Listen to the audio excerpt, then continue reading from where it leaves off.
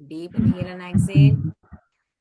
Yes, अपन first topic के बारे में बात करेंगे अब। सो पहला अपना स्पेशली फॉर वुमेन्स का टॉपिक क्या होता है?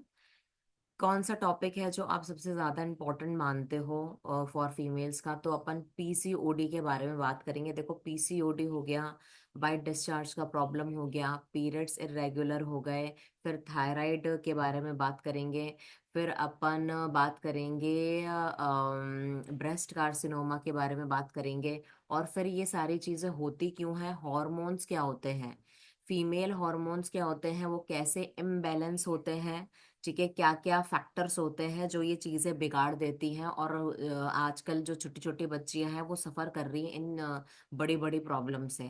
जो आज जो पहले पुराने टाइम पे शादी के बाद होती थी या बच्चे होने के बाद होती थी, आजकल ये जितनी भी प्रॉब्लम्स है वो छोटी बच्चियों में भी शुरू हो चुकी है। जैसे 14 साल में, 13 साल में, 15 साल में छोटी बच्चियों के जल्दी अर्ली पीरियड्स आ चुके हैं, है ना? किसी ने देखा होगा, अर्ली पीरियड्स आ चुके हैं, है ना? या फिर हैवी ब्लीडिंग होती है बहुत, या फिर एनीमिया की कंडीशन आ जाती है हैवी ब्लीडिंग होते होते लड़कियों में, ठीक है। तो इन सब चीजों को, ये जितने भी प्रॉब्लम्स हैं आगे, जो अगर आपके घर में बच्चियां हैं, पोती है ना, तो आपको ये थोड़ी सी नॉलेज होगी कि ये सारी चीजें जो है वो उसको फेस ना करनी पड़े। तो अपन बात करेंगे पहले तो टॉपिक्स के बारे में। मैं पहले आपको टॉपिक के बारे में, आप चैट पे लिख सकते हैं बट अभी बीच में आप हैंड रेज नहीं कर सकते। थोड़ा मैं जल्दी जल्दी टॉपिक फिनिश करूंगी क्योंकि लेंथी बहुत हो जाता है, पता है आपको। 1.5 से 2 घंटा हो जाता है इन टॉपिक्स के बारे में बात करने के लिए। तो मैं इसको जल्दी जल्दी फिनिश करूंगी। तो सबसे पहला मोस्ट इम्पॉर्टेंट पार्ट अपन, मैं आपको दिखा देती हूँ स्क्रीन पर, ठीक है।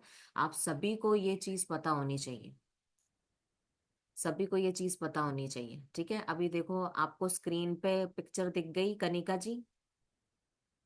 दिख गई ना? क्लियर दिख रही है? बिल्कुल क्लियर। और क्लियर करें इसको। चलो, तो ये सभी को ही पता है, यूट्रस का पार्ट है ये, ठीक है, फीमेल का पार्ट है जिसको अपन यूट्रस बोलते हैं। और ये है जो ज्योति वर्मा जी, आपको क्लियर दिख रही है स्क्रीन? एक सेकंड। और कौन है यहाँ पर? सभी को क्लियर दिख रही होगी स्क्रीन, है ना? कंचन जी, संतरा जी, समझ में आ रहा है ना पिक्चर? पिक्चर आ रहा है समझ में? Very good. अब देखो यहाँ पर है ना बहुत सारी चीजें जो मैं आपको इस पिक्चर से क्लियर करूंगी, ठीक है। तो सबसे पहले, नॉर्मल यूट्रस कैसा होता है? ऐसा होता है।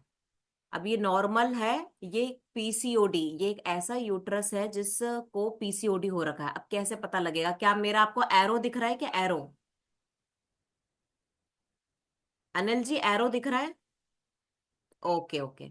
अब आप देखो यहाँ पर, जैसे आपके सामने पिक्चर दिख रही है, तो आप राइट हैंड साइड में देखो कि यूट्रस जो है वो बहुत छोटी साइज का है ना?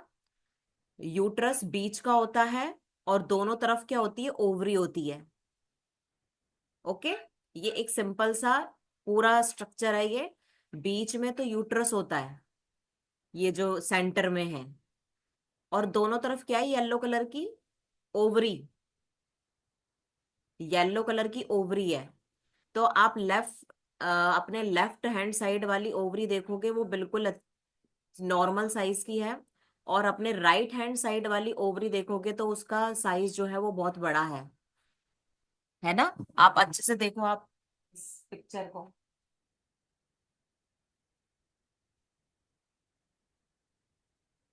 ठीक है। अब देखो क्या हुआ है यहाँ पर, ये राइट हैंड साइड वाली ओवरी का स्ट्रक्चर, आप अब नीचे देखो, आप ब्लू कलर के डॉट्स नजर आ रहे होंगे आपको, ये ब्लू कलर के। तो ये ब्लू कलर के जो डॉट्स हैं वो क्या है? ब्लड के थक्के। अब ये दो केसेस में जमा हो जाते हैं, ठीक है। पहला केस, जब आपके ब्लीडिंग नहीं हो रही होती है 2 से 3 महीने तक, और जो ब्लड बाहर निकलना हो रहा है हर महीने, वो क्या हो रहा है? आपके यूट्रस के ओवरी के अंदर जमा हो जाता है फॉलिकल्स के रूप में, गांठ। मैं हिंदी में ही बोलूंगी सारे शब्द जिससे कि आपको समझ में आ जाए, ठीक है। तो राइट हैंड साइड वाली जो ओवरी है वो थोड़ी सी बड़ी हो गई है, क्योंकि उसमें ब्लड के थक्के जम चुके हैं। और वो थक्के कैसे होते हैं? चारों तरफ होते हैं, ओवरी के चारों तरफ होते हैं ब्लड के थक्के। ठीक है, पहला। दूसरा केसेस क्या होता है कि हर 10-15 दिन में आपके अगेन पीरियड आते हैं। उस केसेस में भी आपको यही स्ट्रक्चर अंदर से पता लगेगा। अब उसमें क्या होता है कि जैसे ब्लड के जब थक्के जमने लग जाते हैं ना, तो ज वही जो थक्के होते हैं ना और ज्यादा फॉर्मेशन करते हैं ब्लड ब्लड का है ना, ब्लड के स्ट्रिप्स का। और वहीं से ही वापस से ब्लड आना वापस स्टार्ट हो जाता है। ठीक है, तो ये होता है अपना, अगर वो ओवरी में है तो अपन उसको क्या बोलेंगे, पॉलीसिस्ट ओवेरियन डिसीज। क्या बोलेंगे अपन, पॉलीसिस्ट ओवेरियन, क्योंकि वो कहाँ पर है, ओवरी के अंदर है। ओवरी येलो कलर की है दोनों साइड। ठीक है ना संतरा जी। अब अपन बीच के हिस्से की बात करेंगे, यूट्रस, बीच का हिस्सा। जब खून की गांठ यूट्रस के अंदर होती है तो अपन उसको बोलते हैं फाइब्रॉइड। ठीक है, कंचन जी, बीना देवी जी, स्क्रीन पे देखो। यूट्रस के अंदर जब कोई खून की गांठ बनने लग जाती है तो उसे हम बोलते हैं फाइब्रॉइड, सिस्ट, रसौली। हिंदी में क्या बोलते हो, रसौली। ठीक है। अब यूट्रस के अंदर हो गई भाई कोई गांठ। अब कभी कभी क्या होता है कि यूट्रस के बाहर आउटर लेयर में भी हो जाती है। आउटर लेयर में, मेरा एरो दिख रहा होगा आपको, यूट्रस के अंदर गांठ होगी तो फाइब्रॉइड। और यूट्रस के बाहर की तरफ अगर कोई खून का थक्का चला गया तो उसको क्या बोलेंगे अपन, उसको भी फाइब्रॉइड ही बोलेंगे, बट वो ऊपर की तरफ होता है, बस बाहर की तरफ भी फाइब्रॉइड होते हैं। सारी गांठें जो होती है खून की वो अंदर की तरफ नहीं होती है, कुछ बाहर की तरफ भी होती है। ठीक है। अगर खून की जो गांठें हैं अगर यूट्रस के बाहर की तरफ जमने लग जाती है तो उससे तीसरी बीमारी जनरेट हो जाती है, उसको अपन बोलते हैं एंडोमेट्रियोसिस। थर्ड कौन सी डिसीज है इसमें, जो कि आपने शायद नाम ही नहीं सुना होगा आधे लोगों ने तो, एंडोमेट्रियोसिस। एंडोमेट्रियोसिस में क्या होता है कि खून के थक्के यूट्रस के चारों तरफ जमने लग जाते हैं। और जब भी आपको ब्लीडिंग होती है तो आपको हैवी पेन होता है, सीवियर कॉन्ट्रैक्शन होता है। वो पेन सहन नहीं होता है और फिर पेन किलर्स खानी पड़ती है। कभी कभी तो पेन किलर्स खा करके भी प्रॉब्लम सॉल्व नहीं होती है। ठीक है, पिक्चर क्लियर समझ में आ गई आपको, कांता वर्मा जी, दिव्या जी, है ना। तो एक पिक्चर में मैंने आपको 3 प्रॉब्लम्स बताई है। ओवरी के अंदर अगर सिस्ट होगी, खून की गांठें, समझ, खून की गांठें ही होती हैं ये चीजें। हार्मोन इम्बैलेंस होते ही क्या करता है, ये क्लॉट्स बनाने लगते हैं ब्लड। टाइम से ब्लड निकलेगा नहीं, टाइम से ब्लड जो है वो अंदर से क्लीन नहीं होगा, और अंदर हार्मोन इम्बैलेंस होते ही ये ब्लड की गांठें बनाने लग जाते हैं यूट्रस के अंदर पूरा पार्ट।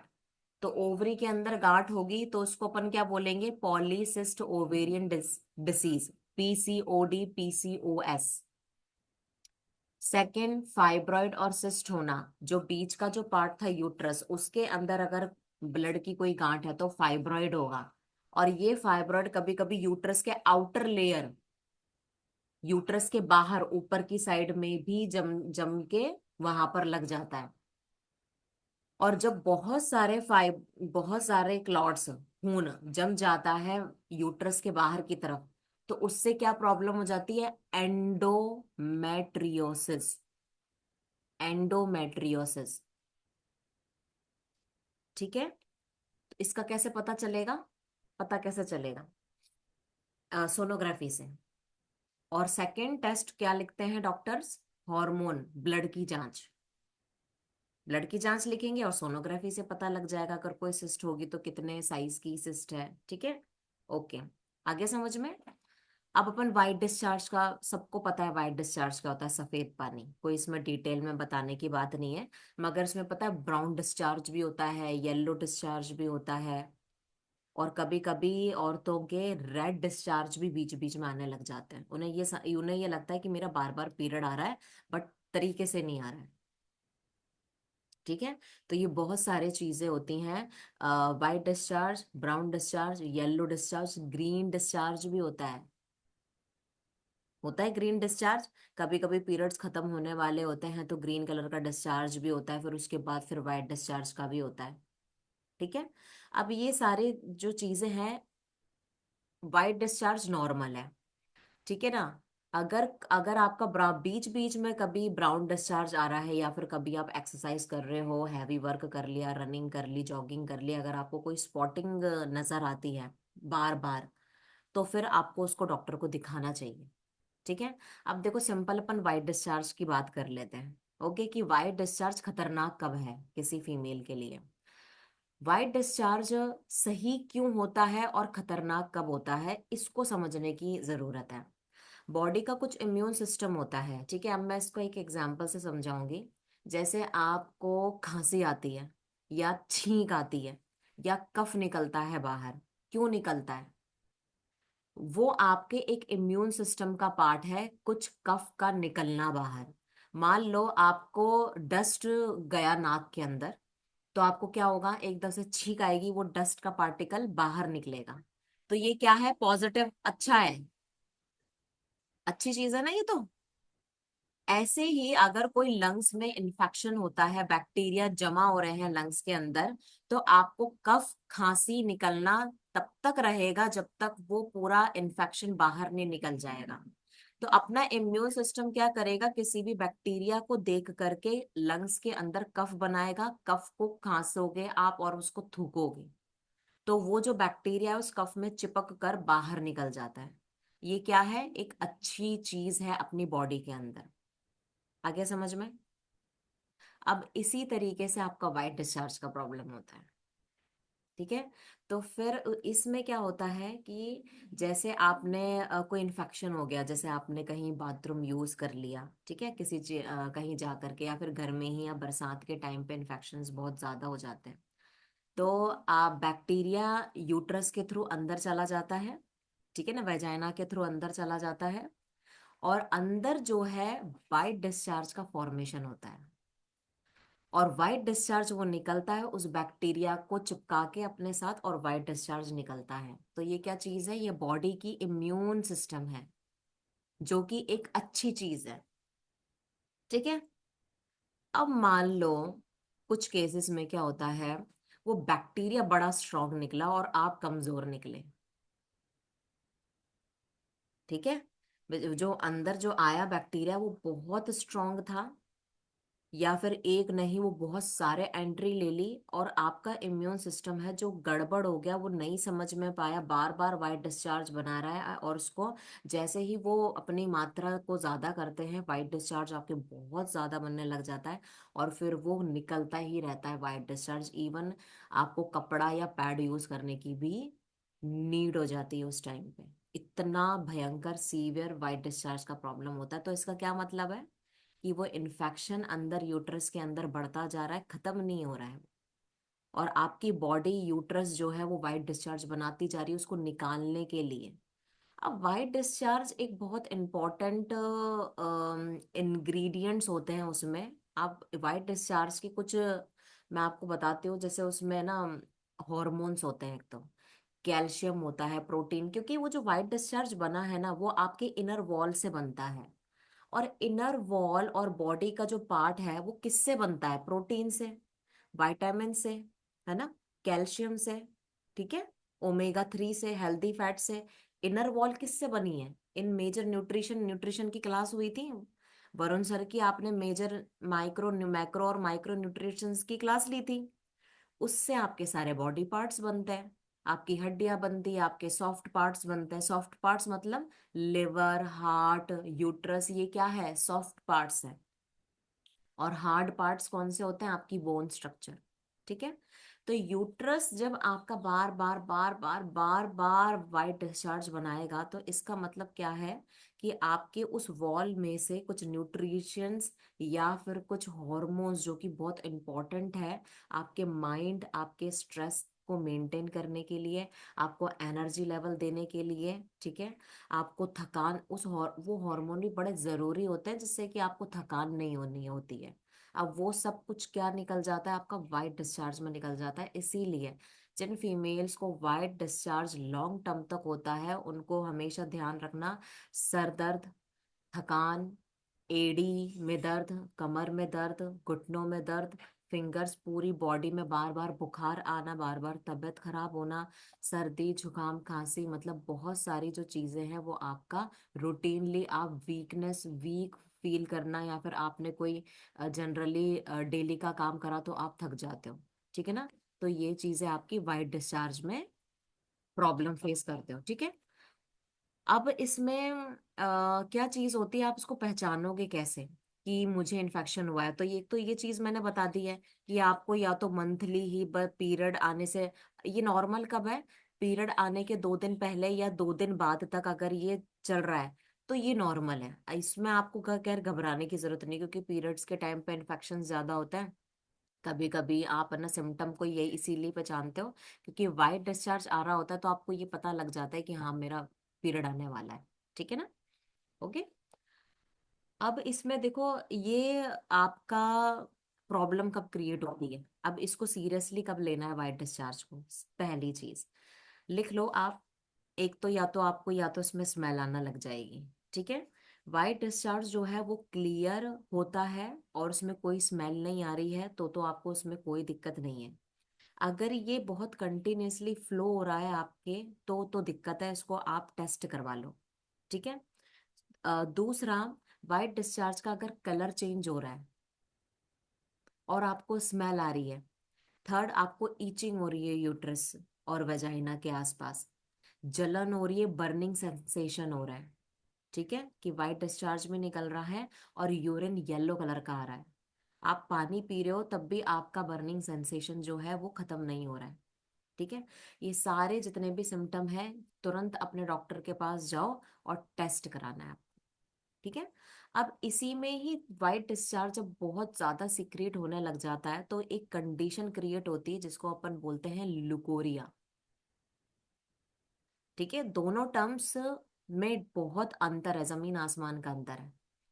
पहला वाइट डिस्चार्ज तो सभी के ही होता है, मैं बता दूं आपको, ऐसी कोई फीमेल नहीं होती होगी जिनको नहीं होता है, क्योंकि मैंने आपको पॉजिटिव चीज बता दी है, ठीक है, कि अगर कैसे भी अनहाइजीनिक कंडीशन होते ही वाइट डिस्चार्ज हो जाएगा आपका, इसमें कोई परेशानी की बात नहीं है। बट जब वो नॉर्मल कंडीशन लुकोरिया में कन्वर्ट हो जाती है, तो मैंने आपको क्या बताया, बाल झड़ना, मतलब सर से लेके एड़ी तक जितनी भी प्रॉब्लम वो सारी आना शुरू हो जाएगी। क्योंकि लुकोरिया में होता ही है, भर भर के वाइट डिस्चार्ज निकलता है औरतों में। ये लुकोरिया है। लुकोरिया मतलब परमानेंट आपको बैक्टीरियल इन्फेक्शन हो चुका है। आपको उसमें एंटीबायोटिक्स का ट्रीटमेंट लिखते हैं एलोपैथी में, ठीक है, एलोपैथी में।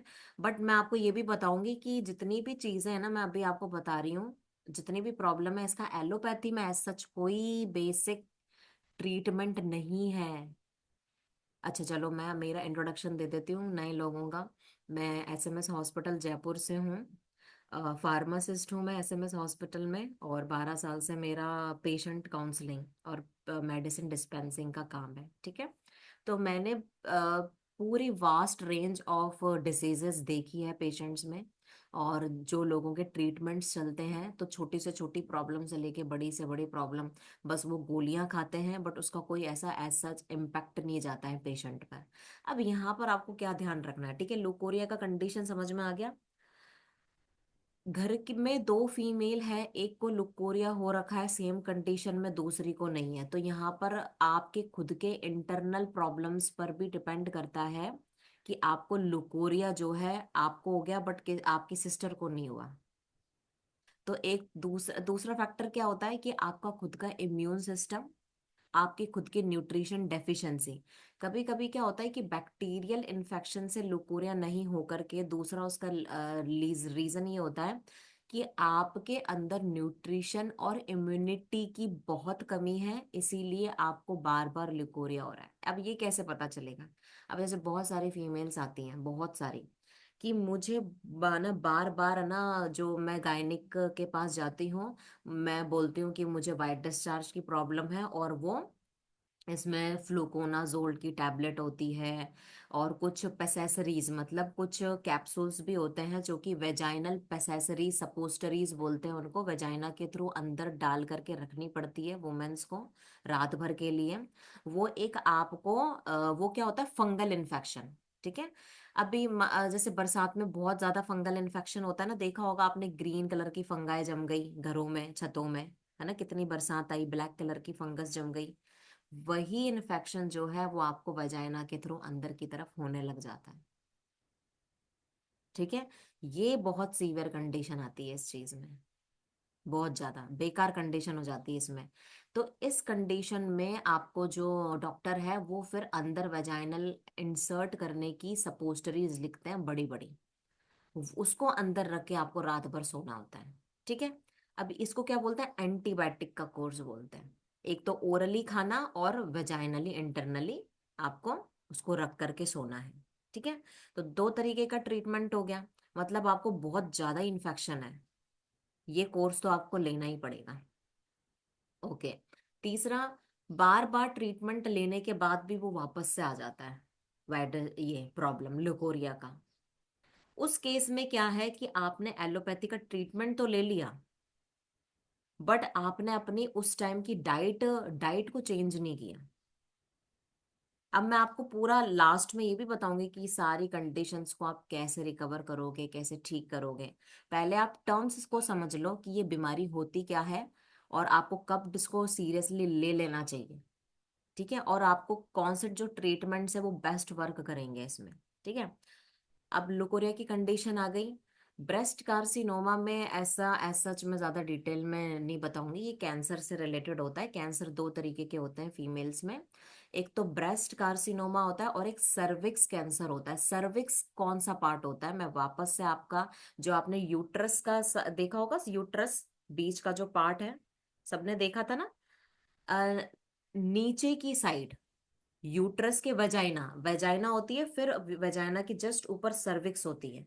ठीक है ना, जहां पर जहां से पीरियड आता है, तो उस पार्ट को जस्ट वजाइना के ऊपर वाले पार्ट को सर्विक्स बोलते हैं, और यूट्रस से बिल्कुल नीचे वाला जो साइड होता है उसको सर्विक्स बोलते हैं। जब वहां पर कुछ अननेसेसरी के सेल्स बढ़ने लग जाते हैं, देखो कैंसर सेल्स जो होता है ना, मैं आपको कैंसर के बारे में कुछ बताती हूँ। कैंसर सेल्स सबकी बॉडी में होते हैं, ऐसा नहीं है कि मेरी बॉडी में कैंसर सेल्स नहीं है या फिर किसी की बॉडी में, कैंसर सेल्स सबकी बॉडी में होता है। बट जब आपकी डाइट, आपकी लाइफस्टाइल, आपका ईटिंग पैटर्न, आपका स्ट्रेस, आपका शुगर इनटेक, आप बहुत ज्यादा मोटे या फिर अनहाइजीनिक कंडीशंस में ज्यादा रहते हो, या फिर आप कुछ अल्ट्रा वायलेट रेडिएशंस की में ज्यादा रहते हो, किसी ना रेडिएशंस का इलाका नहीं होता है, कभी आपने इंडिया में देखा होगा, बहुत सारे ऐसे इलाके हैं, एरिया होते हैं, जगह होती है जहाँ पे रेडिएशंस के टावर बड़े बड़े लगे हुए होते हैं, जहाँ पर बड़ी बड़ी कंपनी अपने टावर लगा देती हैं। ठीक है। ये इन सब चीजों से क्या होता है, आपका कैंसर सेल एक्टिव हो जाता है।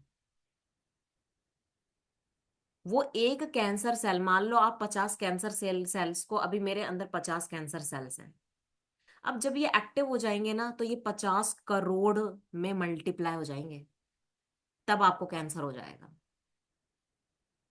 तो ये दो, ये एक्चुअली फीमेल्स को कहीं पर भी कैंसर हो सकता है, बट जो एक्चुअल में फीमेल्स को होता है बट मेल्स को नहीं होता, वो दो ऐसे कैंसर है जो फीमेल्स को अलग से होता है। वो है ब्रेस्ट कार्सिनोमा और सर्विक्स कैंसर। सर्विक्स कैंसर होता है यूट्रस के नीचे वाले पार्ट में। ठीक है। और ब्रेस्ट कार्सिनोमा होता है आपके ब्रेस्ट साइज, तो वहां पर आपका फटाफट से जैसे कोई गांठ होती है। अच्छा, अब इसको देखो, ये नॉर्मल है। कभी कभी क्या होता है कि आपका इसको कैसे पहचानोगे कि ये ना आपको ब्रेस्ट कार्सिनोमा के कुछ सिम्टम आ रहे हैं, तो इसमें जैसे ब्रेस्ट का साइज छोटा बड़ा होना। दूसरा पॉइंट है कि अननेसेसरी, मतलब आप बहुत बड़े हो चुके हो, बच्चे बड़े हो चुके हो, बट फिर भी मिल्क का डिस्चार्ज हो रहा है ब्रेस्ट से, है ना, या पेन हो रहा है, दबाते ही पेन होता है, या फिर कोई गांठ हो रही है। बहुत बार होता है ना कि कहीं पर ऊपर की साइड, नीचे की साइड, साइड में गांठ हो जाती है, आप फील करते हो। तो वो दो तरीके की होती है, एक तो जैन नॉर्मल सी गांठ हो जाती है कभी कभी, कोई ब्लॉकेज हो जाता है ना, या फिर स्वेलिंग हो जाती है, इन्फ्लामेशन की गांठ हो जाती है। कभी कभी वो एक्चुअल में कैंसर की गांठ होती है, आपको पता ही नहीं लगता सालों तक। ठीक है।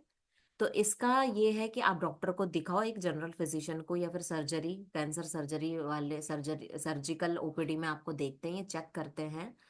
कुछ गोलियां अगर लिखेंगे, अगर वो मेल्ट हो गई तो ठीक है, अगर वो गांठ आपकी कुछ परेशान नहीं कर रही तो उसको रखे रहने दो। कुछ बॉडी में नॉर्मल कभी इन्फ्लामेशन से स्वेलिंग आ जाती है, वो आपको ऐसा लगता है कि वो गांठ है ना। और इसी चीज को आप गलत कुछ फैट सेल्स भी डेवलप हो जाती है, फैट सेल्स भी डेवलप हो जाती है। कहीं पर भी आपकी बॉडी में फैट सेल्स का कन्वर्ट हो जाती है, तो वो भी आप उसको सीरियसली मत लो। वो डॉक्टर आपको बता देंगे कि इसमें आपको कुछ छेड़खानी करने की जरूरत नहीं है। बट आपको इसीलिए पता है क्या होता है कि कैंसर की फर्स्ट और सेकंड स्टेज नहीं पहचान पाते हैं लोग। कैंसर की थर्ड स्टेज पे आकर के सिम्टम्स आना स्टार्ट होता है। बहुत ही किस्मत वाले लोग होते हैं कैंसर में, कि उनको सेकंड स्टेज में अपना कैंसर डिटेक्ट हो जाता है। इसलिए बहुत कम चांसेस होते हैं कि ना कैंसर के पेशेंट्स बचते नहीं है, क्योंकि उनको थर्ड स्टेज में आते आते पता लगता है। सेकंड स्टेज पे तो वो ट्रीटमेंट ही करवाते रहते हैं, कैंसर है या नहीं है, कैंसर है या नहीं है ना। तो अभी जैसे काफी आपने केसेस सुने होंगे कि एक ब्रेस्ट में कैंसर की गांठ, अब वो कैंसर की गांठ को पता कैसे लगाएंगे?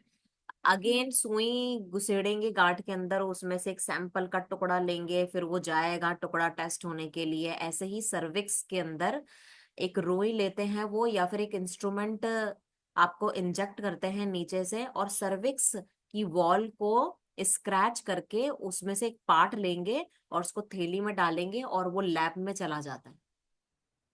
ऐसे टेस्ट हो जाता है कि वो कैंसर है या नहीं है। सिंपल। ठीक है। तो ये जो दो दो टेस्ट है कैंसर के, वो ऐसे होते हैं। ओके। अब और कौन कौन सी प्रॉब्लम्स है बताइए। आप अपने ही कुछ रिजल्ट, कुछ एक्सपीरियंस शेयर कर दो कि मुझे ये प्रॉब्लम हुआ था। हैवी ब्लीडिंग हो गया। हम्म। एंडोमेट्रियोसिस किसने नहीं सुना था? एंडोमेट्रियोसिस क्या होता है भाई? आजकल बहुत हो रहा है एंडोमेट्रियोसिस, आपको पता भी नहीं है। लड़कियों को पता ही नहीं है कि उनको एंडोमेट्रियोसिस है ना। उसमें क्या होता है कि आपकी हैवी खुद की ही ब्लड का, जब आपकी ब्लीडिंग हो रही होती है, तो उसके जो थक्के होते हैं ना क्लॉट्स के, वो यूट्रस के ऊपर और नीचे अंदर की साइड जमने लग जाते हैं, यूट्रस के ऊपर। और जब तक वो थक्का क्लॉट हटता नहीं है ना, वो वहां से ब्लीड ही करता रहता है, ब्लीड ही करता रहता है। अब ये कैसे पता चलेगा? ये अगेन सोनोग्राफी, और कभी कभी अगर माइनर से क्लॉट है वही परेशान कर रहा है, तो उसमें सीटी स्कैन और एमआरआई। देखो क्या होता है, कभी किसी चीज को पता करना होता है, सोनोग्राफी फर्स्ट होती है, सोनोग्राफी में वो चीज पकड़ में नहीं आती तो सिटी स्कैन होती है। सिटी स्कैन में अगर कोई चीज पकड़ में नहीं आती तो फाइनल स्टेज होती है अपनी एमआरआई। इसमें जितने भी बारीक धूल का कण भी अगर आपके बॉडी के अंदर परेशान कर रहा है, तो वो भी पकड़ में आ जाएगा एमआरआई से। ठीक है। अब इसमें क्या होता है एंडोमेट्रियोसिस में, जैसे अब कैसे निकाले उस क्लॉट्स को, है ना। जैसे मान लो वो जाकर के फंस गया कहीं क्लॉट, और वहां से निकल ही नहीं रहा है, हटता ही नहीं है वो। उसमें क्या होता है, लेजर थेरेपी होती है फिर। Laser therapy. ठीक है। इलेक्ट्रिक लेजर थेरेपी होती है। जैसे लेजर थेरेपी होती है हेयर रिमूवल, है ना। स्ट्रेच मार्क्स को हटाने के लिए लेजर थेरेपी होती है। इलेक्ट्रिक कुछ रेडिएशंस होती है जो उस स्ट्रेच मार्क्स को, हेयर रिमूवल सर्जरी में काम आता है ना, बिना पेन। लेजर थेरेपी को क्या लिखोगे आप? बिना पेन की सर्जरी को लेजर थेरेपी बोलते हैं। तो ये एंडोमेट्रियोसिस में होती है लेजर थेरेपी। इसमें क्या होता है कि यूट्रस के आउटर लेयर में अगर कोई क्लॉट जम के इकट्ठा हो रहा है, तो वो लेजर थेरेपी उस क्लॉट को तोड़ के निकाल देगी, क्लीन कर देगी वहां से उस क्लॉट। एंडोमेट्रियोसिस। अभी रिसेंटली शमिता शेट्टी को एंडोमेट्रियोसिस का ऑपरेट हुआ था। शिल्पा शेट्टी की जो सिस्टर है ना।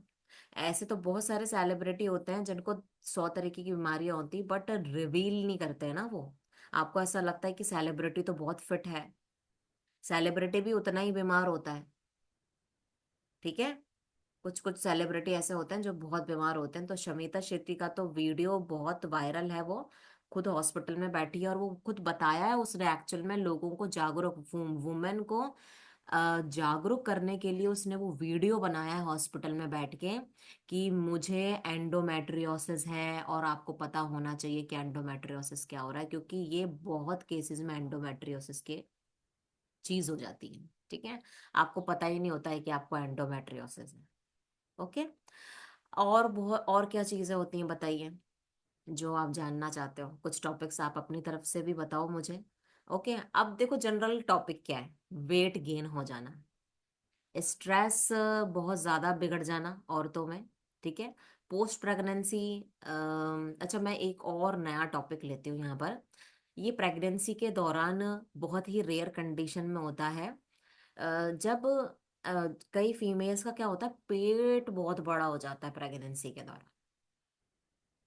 ठीक है, अब ये पता है, आप अपने कोच से भी पूछते होंगे कि मेरा बैली कब जाएगी अंदर, पेट कब अंदर जाएगा, है ना, पोस्ट प्रेगनेंसी के बाद, कि वेट तो कम हो गया बट ये जो मेरी बैली नीचे की साइड से लूज हो रही है, ये अंदर जाएगी या नहीं जाएगी।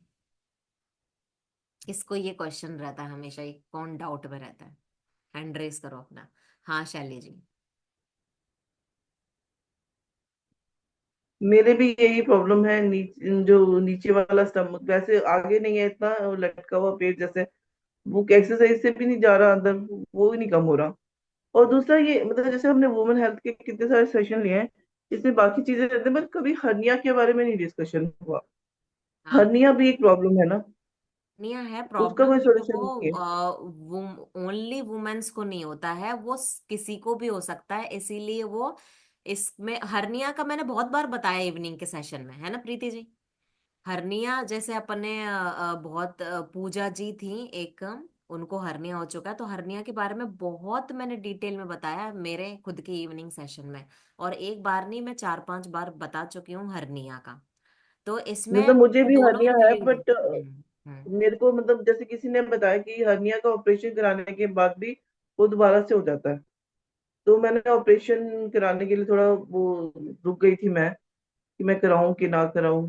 वैसे मुझे कोई प्रॉब्लम नहीं है, कोई पेन नहीं है, कुछ नहीं है, बट आपको पता ही है हर्निया में क्या होता है। तो मुझे डॉक्टर को मैंने दिखाया था, तो डॉक्टर ने कहा था कि हर्निया है आपको। तो वो मुझे समझ नहीं आता कि मैं कराऊं ऑपरेट की क्या करूं। मेरा वेट भी ज्यादा था, इसलिए मुझे डॉक्टर ने बोला था कि आप वेट लॉस करोगे तब भी हो पाएगा ऑपरेशन। तो मुझे आप कुछ अपने डिटेल दोगे कि आपको पता कैसे चला कि आपको हर्निया है, आपको क्या सिम्टम हुआ। नेवल में जो ऐसे मांस, जैसे नेवल के पास ना मांस एक्स्ट्रा निकला हुआ है।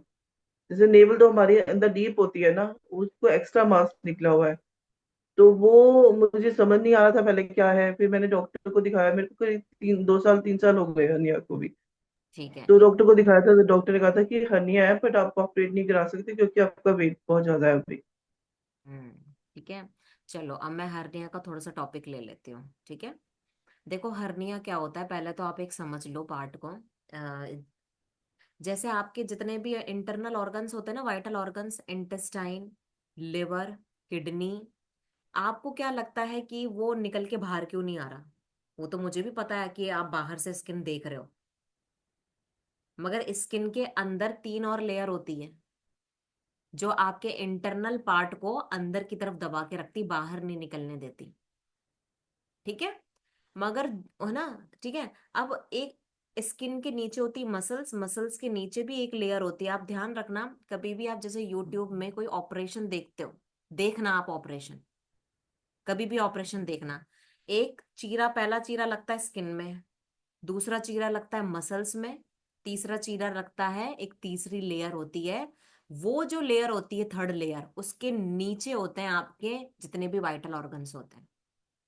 ठीक है, और जब वो अंदर, फिर वो जब गांठ वाट निकाल के डॉक्टर जब उसको अलग लगता है, तो उस पहली लेयर में टांका लगेगा, फिर मसल्स की लेयर में टांका लगेगा, फिर स्किन को जोड़ेंगे, फिर तो 3 लेयर में टांका लगेगा। ठीक है, अब स्किन समझ में आती है, मसल समझ में आता है, एक मसल्स के अंदर।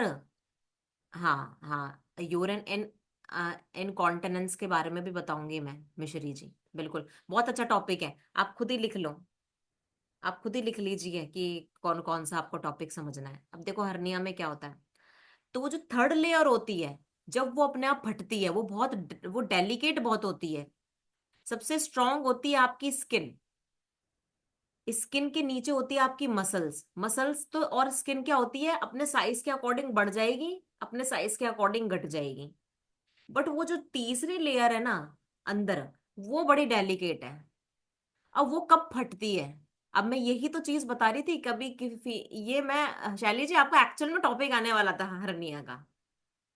अब मैं जो बता रही थी ना आपको कि प्रेगनेंसी के दौरान बहुत बड़ा पेट हो जाता है, तो इस वो जो थर्ड लेयर है उसमें चीरा आ जाता है, कट लग जाता है। तो आपका ये जो पेट होता है ना, पेट, जैसे कैसे बताऊं, पेट है आपका, नाभि है, ठीक है, सेंटर में नाभि होती है। तो सीध की लाइन जो होती है ना, वो एक डायसेक्शन होता है, वो जुड़ी हुई होती है डायसेक्शन वर्टिकल लाइन से।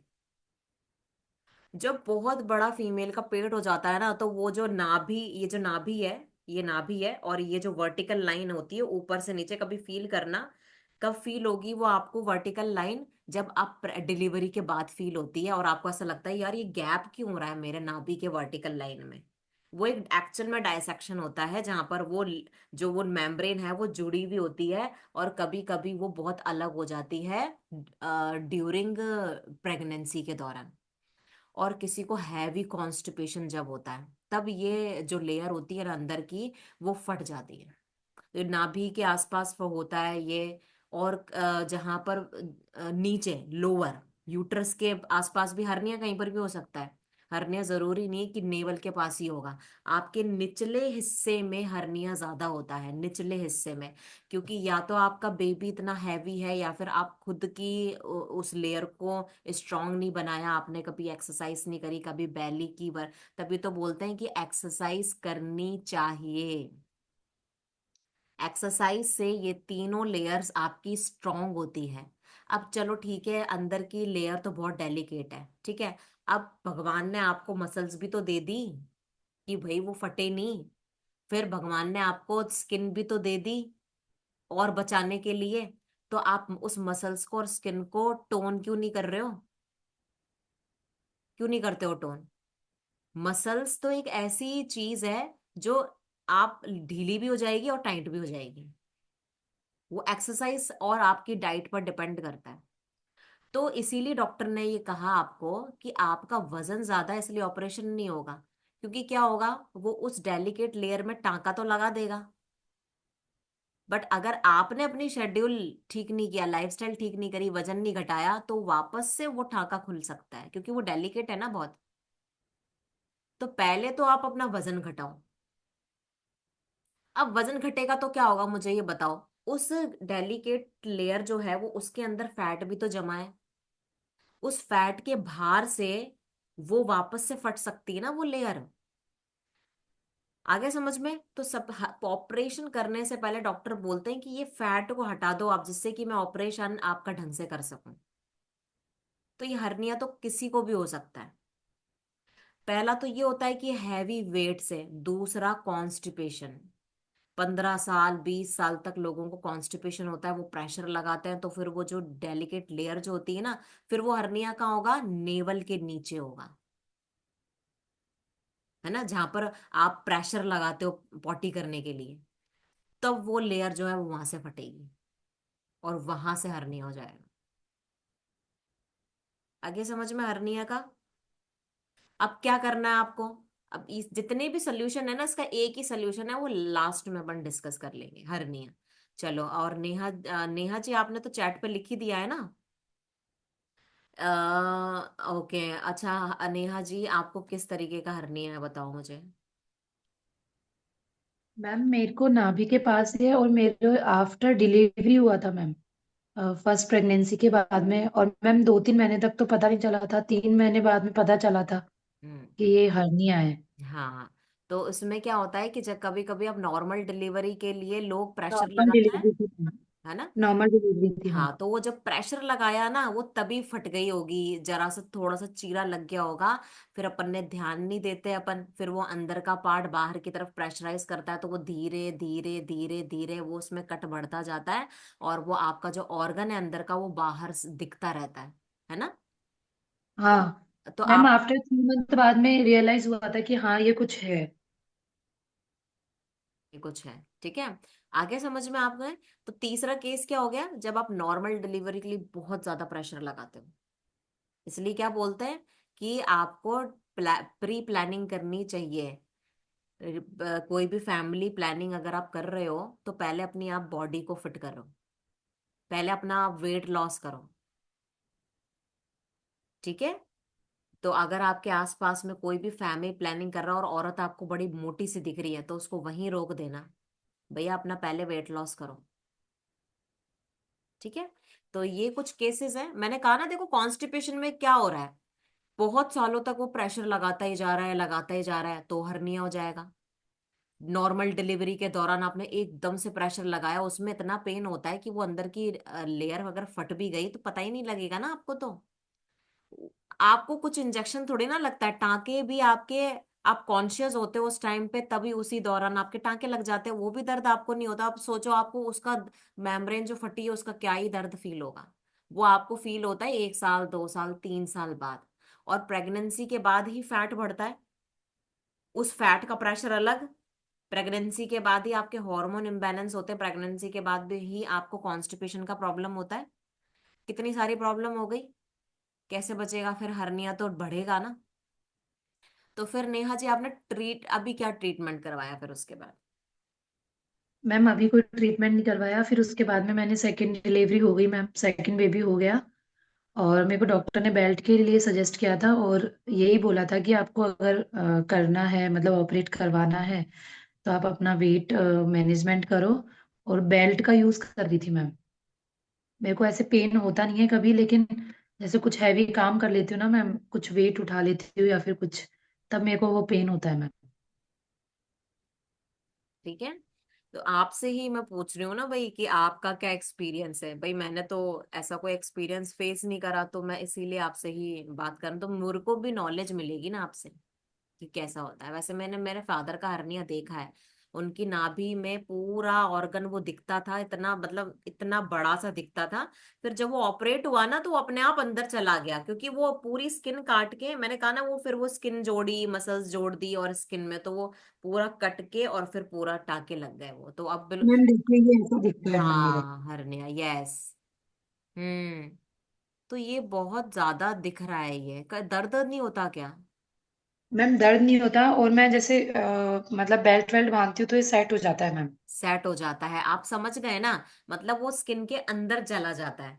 और जब आप हाँ। स्टैंडिंग पोजीशन में आते हो, या फिर आप बाथरूम जा रहे हो, या फिर पॉटी के लिए प्रेशर लगाते हो, तो ये चीज थोड़ी बाहर आ जाती है।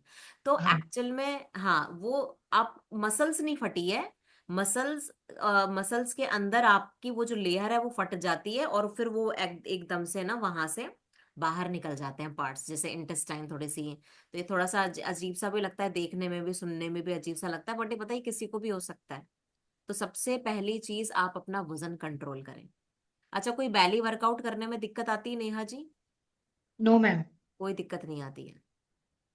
हम्म। मैम मैं सारे वर्कआउट करती हूँ। और हम्म। मेरे को थोड़ा जंपिंग जैक में थोड़ा सा दिक्कत आती है, बाद में थोड़ा हम्म। पेन होने लगता है, तो मैं बेल्ट बांध के करती हूँ तो दिक्कत नहीं होती फिर बाद में ऐसे। आप देखो, अपना ना वेट को डाउन करो, और मैं तो बोलूंगी कि आप ऑपरेट कराओ फिर वेट को लॉस करने के बाद। हाँ। क्योंकि है ना, ये चीज देखो, मान लो ये चीज बाहर आ रही है बट ये कुछ अलग हो रहा है ना, देखो। अभी इससे मान लो आपके इंटेस्टाइन में इन्फ्लामेशन आ जाएगा तो क्या करोगे आप, हर्निया आपको अंदर कुछ क्रिएट कर लेगा, इन्फेक्शन फैल जाएगा। तो मैं ये बोलूंगी आप अपना वेट लॉस करो।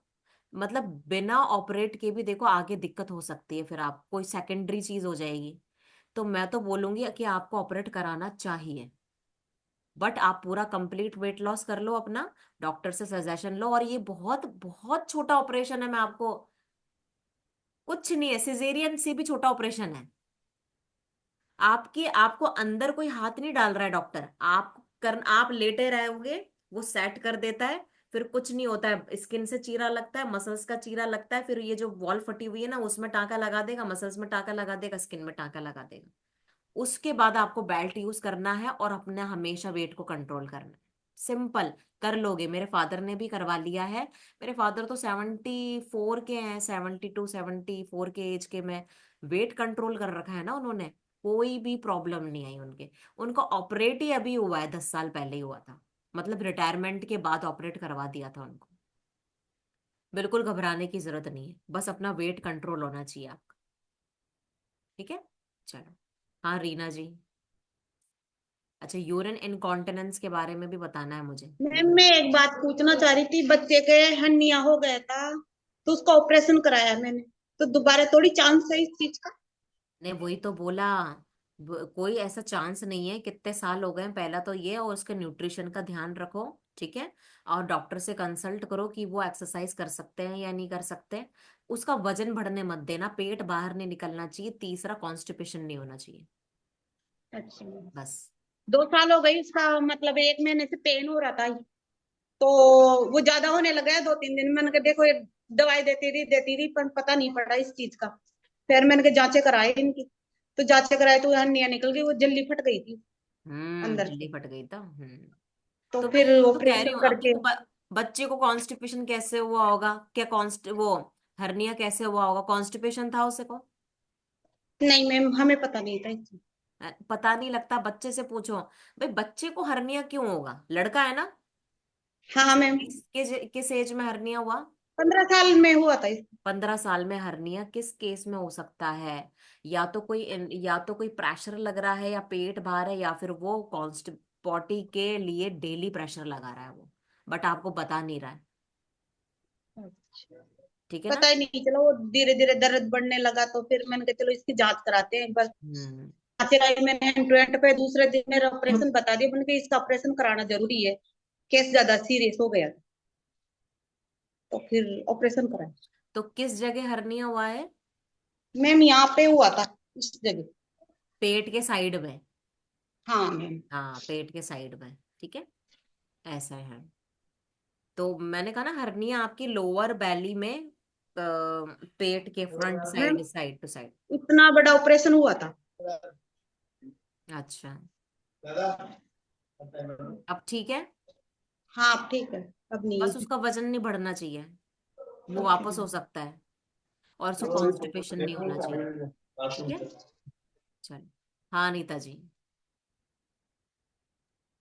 नमस्ते मैम। नमस्ते। मैम मैं भी ऐसे बोल रही थी मैम, मेरे भी अभी हैवी ब्लीडिंग हुई थी मैम, अच्छा। बहुत ज्यादा। हाँ मैम, पहले तो मेरा 16 तारीख का टाइम था मैम, तो मैं 16 को आ गई। फिर उसके बाद मेरे टाइम रुक गया, 4 या 5 दिन दिखा मैम। फिर उसके बाद में मैम दिवाली के एक दिन बाद 1 तारीख को वापस से मतलब बाथरूम में नहाने गई, तो मेरे बहुत ज्यादा हैवी ब्लीडिंग हो गई मैम। मैंने सुना था उस दिन जो आपने बोला ना मेरे को। अब थोड़ा सा आप इसमें ध्यान देना, खैर ये बहुत इंपॉर्टेंट टॉपिक है, चलो मैम इसको वैसे include जांच करते हैं। भी, सोनोग्राफी करवा ली मैम। हम्म। वो रिपोर्ट आप लक्ष्मी मैम को भेज दी मैम, मैंने को बोला था प्रेरणा मैम को एक बार दिखाना। वैसे मैं आपको बताती हूँ कि ये किस कंडीशन में होता है ये केस। ठीक है, अब आप सबको खैर ध्यान से सुनने की जरूरत है इस टॉपिक को। अभी क्या होता है, देखो फीमेल्स में ना, मेल्स को देखो ऐसी कोई चीज प्रॉब्लम तो फेस करते नहीं है।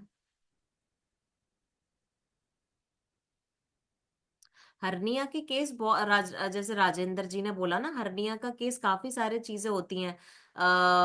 अभी मैं राजेंद्र जी से बात करूंगी ना, पहले ये अनीता जी का टॉपिक मैं क्लियर करती हूँ। ठीक है, देखो, स्पेशली जब वुमेन्स है ना, ये बहुत इंपॉर्टेंट टॉपिक है, इसको सीरियसली लो, कोचेस भी सीरियसली लेंगे, और जो पार्टिसिपेंट है वो तो सीरियसली लेगा ही लेगा। जब फीमेल वेट लॉस कर रही होती है ना, तो उसका एक रेंज डिसाइड करो कि आपको 1 महीने में इतना ही वेट लॉस करना है, पहली चीज। क्योंकि क्या होता है, मेल्स के एज सच कोई पीरियड नहीं होता, या फिर एज सच उनकी कोई प्रॉब्लम नहीं होती है, उनको भगवान ने पहले से ही मसल्स बहुत ज्यादा दी है। तो अभी जैसे ब्रजेश जी हैं, उन्होंने 1 महीने में 9 किलो वेट लॉस करा था स्टार्टिंग में। तो उनका ऐसा, वो यंग एज के हैं, उनमें कोई ऐसा साइड इफेक्ट दिखाई नहीं देगा। बट फीमेल्स में क्या होता है, जब वो वेट लॉस करती है ना, तब उनके हार्मोन इम्बैलेंस होते हैं। ठीक है ना नीता जी। तो फीमेल को इतना वास्ट वेट लॉस 1 महीने के अंदर नहीं करना चाहिए। अगर आपने अपनी बॉडी के कंट्रोल के बाहर वेट लॉस कर लिया जबरदस्ती, सबसे पहले आपका पीरियड बिगड़ेगा, पहली चीज। तो अगर उसको रेंज में रखना, अगर आप चाहते हो कि मेरा कुछ भी अदर साइड इफेक्ट ना आए, तो महीने में 3 से 4 किलो बहुत सेफ वेट लॉस, पहली चीज। दूसरी चीज, मैंने बहुत सारी फीमेल्स देखी जिन्होंने 6 किलो महीने में, 6.5 किलो, 5.5 किलो, 6 किलो, बट उनको कुछ भी नहीं हुआ। बट वहां पर दूसरा फैक्टर क्या होता है उनका, वो उनको क्या सपोर्ट कर रहा है, उनकी न्यूट्रिशन की डेफिशिएंसी नहीं हो रही है उनको। आपने या तो हेल्दी फैट्स की, अब देखो क्या होता है कि दो फैक्टर है। मेल्स में क्या होता है, उनको हेल्दी फैट्स की नीड इतनी नहीं होती है क्योंकि उनके हार्मोन उससे बने हुए, उससे उससे सपोर्ट नहीं होते। मेल्स को क्या होता है कि अपने वेट लॉस के ड्यूरिंग प्रोटीन हाई रखना पड़ता है, बट फीमेल्स को प्रोटीन और फैट्स का, दोनों का कॉम्बिनेशन हाई रखना होता है। क्योंकि फीमेल्स के हॉर्मोन्स जो होते हैं, फीमेल हार्मोन जिससे पीरियड्स रेगुलर होते हैं, वो सारे फैट से बनते हैं, ध्यान रखना, सारे फैट्स। तो कभी कभी मैंने तो ये भी देखा है कि बहुत सारी फीमेल्स जब वेट लॉस ही कर रही होती है तो उनका सबसे बड़ा प्रॉब्लम क्या होता है, हैवी ब्लीडिंग होना स्टार्ट हो जाती है, तो वो वेट लॉस नहीं करती, करती ही नहीं है वो। अपने हिसाब से खाना छोड़ देंगे, अपने हिसाब से वर्कआउट करना स्टार्ट कर देंगे, और सिम्टम क्या आ जाता है उनका, मेरे को तो बहुत ब्लीडिंग। अभी मैं ना अनुराधा जी अगर बैठी होंगे तो उनके घर पे ही गई थी मैं किसी को देखने के लिए, तो है ना, विजय लक्ष्मी जी आपके घर आई थी मैं, तो उसने क्या बोला था आ, कि मैं जब भी वेट लॉस करती हूँ तो मेरे पीरियड हैवी हो जाते हैं, इसलिए मैं वेट लॉस नहीं करती। वो एक गेस्ट थी। अब मैं उसको समझा रही थी ये टॉपिक क्यों, ऐसा क्यों होता है। ठीक है नीता जी, पहला तो न्यूट्रिशन का ध्यान रखना है। अब कौन कौन से, अब ऐसे न्यूट्रिशंस हैं जो स्पेशली वुमेन्स को, मैं 10 बार बोलती हूँ, मैं हमेशा इवनिंग की क्लास में बोलती हूँ, जितने भी सीड्स हैं वो कंज्यूम करो डे 1 से, और मॉर्निंग में आपका जो फ्रेश है गरम, उसमें देसी घी डाल करके उसको पियो डे 1 से। ये जो दो चीज है ना, आपका हार्मोन इम्बैलेंस कभी नहीं होने देगी, और आपका वेट लॉस बड़ा अच्छा होगा। तो कौन कौन से सीड्स हैं देख लो आप, चिया सीड्स हैं, फ्लैक्स सीड्स हैं, सब्जा के सीड्स हैं, सूरजमुखी, खरबूजा, तरबूजा, और पंपकिन सीड्स। इन 7 सीड्स को रोस्ट करो, सर्दियां आ गई है, और उसको खजूर में लपेट के लड्डू सा बना लो, और उसको वर्कआउट के एक 15-20 मिनट पहले खाओ। अब खजूर की क्वांटिटी कितनी लेनी अपने कोच से पूछ लेना, क्योंकि खजूर की क्वांटिटी ज्यादा हो गई तो कैलोरी बढ़ जाएगी। तो सीड्स के लड्डू बना लो, ठीक है, उसको कंज्यूम करो मॉर्निंग के टाइम पे, 2 लड्डू खाओ या फिर 2 लड्डू शाम को खाओ डे 1 से।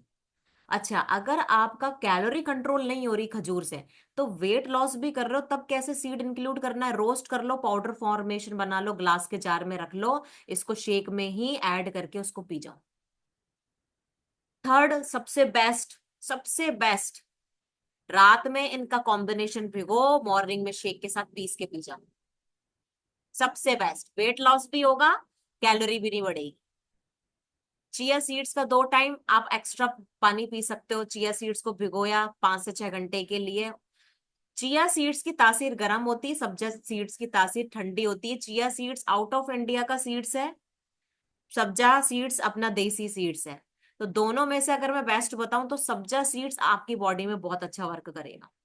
दोनों में ही ओमेगा 3 है, बट सब्जा सीड्स में आयरन होता है, चिया सीड्स में आयरन नहीं होता। तो कौन सा लेना चाहिए, सब्जा सीड्स, देसी है, इंडिया का ही है, सस्ता आता है चिया से, और आयरन की अच्छी मात्रा होती है, तो आपको एनेमिक कंडीशन से भी बचाए। ये हो गया। अब सबसे ज्यादा सीवियर प्रॉब्लम आती है भैया, एनेमिक कंडीशन, हिमोग्लोबिन डाउन हो जाना। ये भी वुमेन्स का टॉपिक है, बहुत सीवियर टॉपिक है। ये बच्चियों को हो जाता है, हेमोग्लोबिन की कमी हो जाती है, आयरन नहीं बनाती है। ये तो कभी भी हो सकता है, ये तो 3 साल की बच्ची में भी हो सकता है, 4 साल की बच्ची में भी हो सकता है। ठीक है, बेस्ट फॉर्मूला मैंने यही बता दिया आपको, थर्ड वाला। 3 से 5 मिनट पहले खाओ, 5 से 6 घंटे के लिए, चिया सीड्स को भिगो, 2 लड्डू खाओ या फिर 2 लड्डू शाम को खाओ डे 1 से। अच्छा, अगर आपका कैलोरी कंट्रोल नहीं हो रही खजूर से, तो वेट लॉस भी कर रहे हो तब कैसे सीड इंक्लूड करना है, जो सीड्स आप रात में भिगो, इसके कॉम्बिनेशन रेडी कर लो आप, जितने भी मैंने सीड्स के नाम बताए, और इसमें से 2 स्पून रात में भिगो दो आप। जो छोड़ दो ड्राई फ्रूट्स, बादाम अखरोट कुछ का हार्मोन बैलेंस करने में इतना ज्यादा रोल प्ले नहीं करते। सीड्स में जितने भी हार्मोन बैलेंस करने की पावर होती है, ठीक है। और एक और सीड होता है, मरून कलर का होता है, वो नाम भूल रही हूं मैं, एच से नाम होता है उसका, खैर मेरे को नाम याद आएगा तो मैं बताऊंगी प्रीति जी। मरून कलर का होता है, अभी मेरे को नाम याद नहीं आ रहा है। उसमें भी आयरन की क्वांटिटी बहुत अच्छी होती है, बट वो तासीर गर्म होती है उसकी, तासीर गर्म होती है, इसलिए मैंने आपको सब्जा के सीड्स बढ़िया बताएं। अगर आपको ठंड लगती है बार बार, हाँ चैट पे लिख सकते हो आप। अलसी भी बता दिया मैंने, अलसी से भी छोटा साइज का बीज होता है वो, हलीम, हलीम के सीड्स बहुत अच्छे हो, बहुत अच्छा वर्क करता है आयरन डेफिशिएंसी में, हेमोग्लोबिन बढ़ाने में। बट वो सर्दियों में ही ले सकते हो आप, जो बहुत कड़ाके की ठंड आती है दिसंबर जनवरी में, यहाँ पर आप इसको इंक्लूड कर लो, हलीम के सीड्स, ठीक है। बहुत सारे सीड्स हैं, अब पता ही नहीं है आपको, दुनिया भर में पता नहीं क्या 100 प्रजाति है, 1000 प्रजाति होगी सीड्स की, तो अपन तो पहुंच ही नहीं पाते, इतना कहाँ से खाओगे आप, ठीक है। ओके, अब एनेमिक कंडीशन की बात करते हैं, जो कि बहुत सीवियर होती है, क्योंकि आपके देखो मैं बताऊं ना, इतनी बॉडी आपका 1 महीने में ब्लड नहीं बनाती होगी जितना 2 दिन में निकल जाता है। कभी कभी तो साल में इतना ब्लड नहीं बनाती होगी जो 1 महीने के अंदर 2 दिन में निकल जाता है। अब आप उसको हर दिन रिकवर नहीं कर रहे हो, हीमोग्लोबिन नहीं बढ़ा रहे हो, टेस्ट नहीं करवा रहे हो, कभी कभी तो सारी प्रॉब्लम का सलूशन आप करके बैठते हो, बट जो मेन प्रॉब्लम होती है ना, एनेमिक कंडीशन, वो आपको पता ही नहीं लगती है, क्यों कमजोरी आ रही है, क्यों बाल झड़ रहे हैं। तो कुछ ऐसे सिम्टम है जो एनेमिक कंडीशन को आप देख सकते हो, क्योंकि फर्स्ट कंडीशन क्या होगी, थिक तो थकान होना, ठीक है। सेकंड सबसे बड़ी कंडीशन होगी आपके वाइट हेयर्स अर्ली एजेस में आ जाएंगे, एनेमिक कंडीशन में बाल झड़ना स्टार्ट हो जाएंगे। अब जो ये औरतें बोल रही है ना कि मेरे बाल झड़ रहे हैं, अपना हेमोग्लोबिन टेस्ट कराओ। यहीं से झड़ झड़ते हैं सीधा, यहाँ से आप कंघा लगाओगे और पर दिन से बाल निकल जाएंगे सारे के सारे। और दूसरा उसमें केस होता है बाल झड़ने का, हार्मोन इम्बैलेंस। आपने देखा होगा कभी जब आप फीडिंग करा रहे होते हो, फीडिंग फीडिंग कराते हो बच्चों को, बाल निकलते हैं सारे के सारे, बाल झड़ते हैं। क्या होता है कि जितना बच्चा दूध पी रहा है आप उसको कवर नहीं कर रहे हो गया ना, जितना बॉडी ब्लड नहीं बना रही साल साल में, तो 2 दिन में वो निकल रहा है। वही सेम कंडीशन कहाँ पर जा रही है अपनी, जब बच्चा फीडिंग करता है। तो बच्चा जब फीडिंग करता है तो वो तो सब कुछ ही खींच लेगा, बट क्या आपने अपने डबल न्यूट्रिशन दिया था क्या उस टाइम पे, फीडिंग के दौरान, प्रेगनेंसी के दौरान? तो वो आउट ऑफ कंट्रोल हो जाते हैं फिर बाल, फिर आप इमरजेंसी में अगर कोई ट्रीटमेंट भी लोगे तो 3 महीने लग जाएंगे उसको कवर होने में, ठीक है। पहला तो ये। फिर क्या होता है कि ड्यूरिंग प्रेगनेंसी बहुत छोटे छोटे टॉपिक्स हैं जो मैंने ना आई थिंक कवर नहीं करें कभी, इसलिए मैं आज आपको बता रही हूँ ये सारी चीजें। एस्ट्रोजन का लेवल बढ़ जाता है ड्यूरिंग प्रेगनेंसी, और उसमें क्या होता है कि आपके बाल झड़ना बंद हो जाते हैं ड्यूरिंग प्रेगनेंसी। कभी भी देखना आपका चेहरे पे ग्लो आ जाएगा प्रेगनेंसी के दौरान, आपके बाल बहुत लंबे हो जाएंगे। मेरे बाल बहुत लंबे हो गए थे, झड़ना बंद हो गए थे। तो एस्ट्रोजन हार्मोन यहाँ पर काम करता है आपका, जब ड्यूरिंग प्रेगनेंसी होता है एस्ट्रोजन हार्मोन बढ़ जाता है। और जैसे ही बेबी बाहर निकला, एस्ट्रोजन लेवल का ड्रॉप एकदम से लगेगा, और सारा बाल जो आपके 9 महीने तक नहीं झड़े, वो पिछले उसके बाद 3 महीने में सारे वो 9 महीने के बाल झड़ते हैं। एकदम से एस्ट्रोजन का लेवल नीचे गिरा और वो बाल पूरे हाथ में आ जाते हैं। तो उसमें कोई घबराने की बात नहीं है, वो वापस से रिकवर कर सकते हो आप अपनी बॉडी को, ठीक है। तो ये प्रेगनेंसी के कुछ केस हो गया। आप एनेमिक का कंडीशन देख लो कि हेमोग्लोबिन आपका 11 से नीचे नहीं जाना चाहिए, कभी भी नहीं जाना चाहिए 11 से नीचे। रेंज होती है इसकी 14 से 18। अब कुछ ऐसे इंग्रेडिएंट्स है, जैसे मैंने आपको बताया, सीड्स में, सीड्स लो, सीड्स में जैसे पंपकिन सीड्स में भी आपके ना बहुत ऐसे बहुत माइनर न्यूट्रिशन है जो आपको रोटी सब्जी से कभी नहीं मिलेगा, किसी भी सब्जी से नहीं मिलेगा, किसी भी ग्रेन्स से नहीं मिलेगा। इसीलिए जब आप बाजरा, मक्का, बहुत सारे मल्टीग्रेन्स की रोटी और सब्जियां, हरी सब्जियां खाते हो, तब भी आपको वीकनेस क्यों रहती है? क्योंकि आप सीड्स इंक्लूड नहीं करते हो। सीड्स आप डेली बेसिस पे नहीं खाते हो जिस तरीके से आप रोटी सब्जी खाते हो। ठीक है, तो सीड्स को इंक्लूड करना स्टार्ट करो, स्पेशली वुमेन्स को, क्योंकि इसमें ऐसे माइक्रो न्यूट्रिएंट्स है जो छोटी क्वांटिटी में आपको बड़ी एनर्जी देते हैं, जैसे मैग्नीशियम, कॉपर, जिंक। स्किन खराब होने का रीजन क्या होता है? मैग्नीशियम, कॉपर, जिंक, बिल्कुल मतलब इतना सा भी मैं बहुत कम बोल रही हूँ, माइक्रोग्राम में चाहिए होते हैं आपको। माइक्रोग्राम पता है कितना होता है? एक चुटकी नमक भी माइक्रोग्राम से ऊपर जाता है। तो इससे भी कम की क्वांटिटी में आपको मैग्नीशियम, जिंक और कॉपर चाहिए होते हैं, जो आपको सीड से मिलते हैं। ये आपको सब्जी में नहीं मिलेंगे। बहुत ही खाद, जैसे ग्रेन्स में, ग्रेन्स तो अब मिट्टी खराब हो गई है उसी में, खेतों में तो वैसे ही पेस्टिसाइड्स हो रहा है, तो ये तो माइक्रोग्राम की क्वांटिटी में है, तो वैसे ही खत्म हो जाते हैं पेस्टिसाइड्स डालते ही। या फिर आप जब उसको, रोटी को बनाते हो, किसी ग्रेन को आपने हीट में पकाया, तो वैसे ही खत्म हो गया। तो सीड्स को भिगो के और फिर उसको कंज्यूम करो, आपको बेस्ट वो चीज मिलेगी। किसी चीज को भिगो के आप यूज करो। अब जैसे मैं दाल बोलती हूँ, दाल आप लोग कुकर में पका के दाल खाते हो, आप सोचो 90% न्यूट्रिशन तो वहीं डेड हो गया ना कुकर के अंदर पक के। मगर आप इसका स्प्राउट्स बना के खाओ, हीट लगेगा कहीं पर भी दाल को, है ना? तो बिना हीट लगाए, मतलब जिंदा फूड खाना है आपको। जिंदा खाना खाना है कितना, 40% आपके खाने में जिंदा खाना होना चाहिए। ठीक है, भिगो कर रखो ना ओवरनाइट, सारे सीड्स भिगो के रखो ओवरनाइट, और मॉर्निंग में आप इसकी स्मूदी बना करके पी लो शेक में। ठीक है, yes Sapna ji. Good morning ma'am. Good morning. Ma'am मैं ये कहती फ्लैक्स सीड्स मतलब न्यूट्रिशन के साथ कब ले? फ्लैक्स सीड्स मॉर्निंग में के ही? बहुत बहुत सारे, जो आपके सीनियर कोच है ना, वो आपको डिटेल में बताएंगे फ्लैक्स सीड्स का। फ्लैक्स सीड्स की मैं बता देती हूँ, तासीर गर्म होती है, बस ये ध्यान रखना। मगर उसमें जो वो, उसमें फाइबर बड़ा अच्छा होता है। तो अगर आपको कॉन्स्टिपेशन है, तो वो आपको कॉन्स्टिपेशन, मैंने कहा ना, अभी अभी सर्दियां आ रही है ना, तो आपको आपको सोचने की जरूरत ही नहीं है कि कौन सा सीड ठंडा है, कौन सा सीड गर्म है। अगर आपको ठंड लगने की प्रॉब्लम है ठंड में, तो आप हलीम, फ्लैक्स सीड्स और अपने चिया सीड्स को इंक्लूड करना है। ये थोड़ी तासीर इनकी गर्म होती है। ठीक है, और भिगो के खाओगे ना, देखो किसी भी सीड्स को भिगोने का क्या रीजन है, बताओ मुझे। क्यों आप दाल को भिगोते हो, ड्राई फ्रूट्स को भिगोते हो, ये खैर अदर टॉपिक जा रहा है। बट भिगोने का रीजन ये होता है कि उसमें एंटी न्यूट्रिएंट्स होते हैं।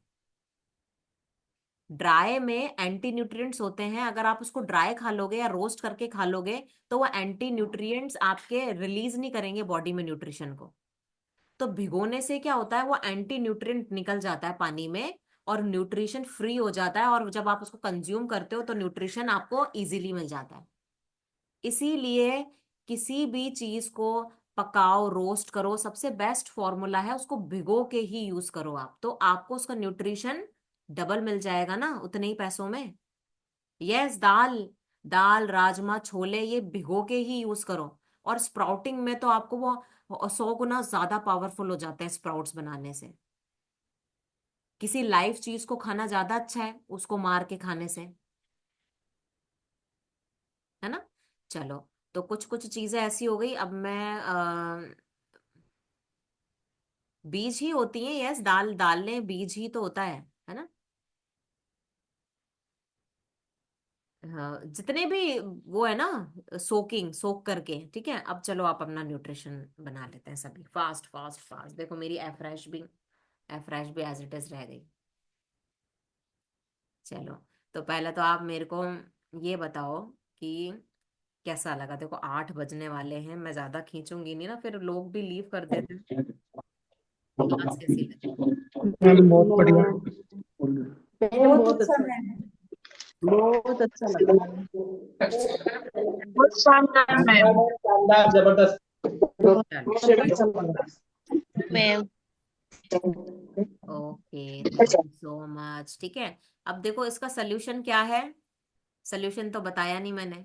सोल्यूशन क्या है भाई? इस प्लेटफॉर्म को आप जो भी बताते हैं ना हम, आपका स्लीपिंग पैटर्न, आपका ईटिंग पैटर्न, आपके न्यूट्रिशन, आपकी एक्सरसाइज, वेट कंट्रोल करना, ये सोल्यूशन है। ठीक है। अब ऐसे जानने से तो कुछ नहीं होगा ना, प्रैक्टिकली फॉलो करोगे तभी तो होगा, तभी तो ये सारी चीजें बदलेंगी। ठीक है।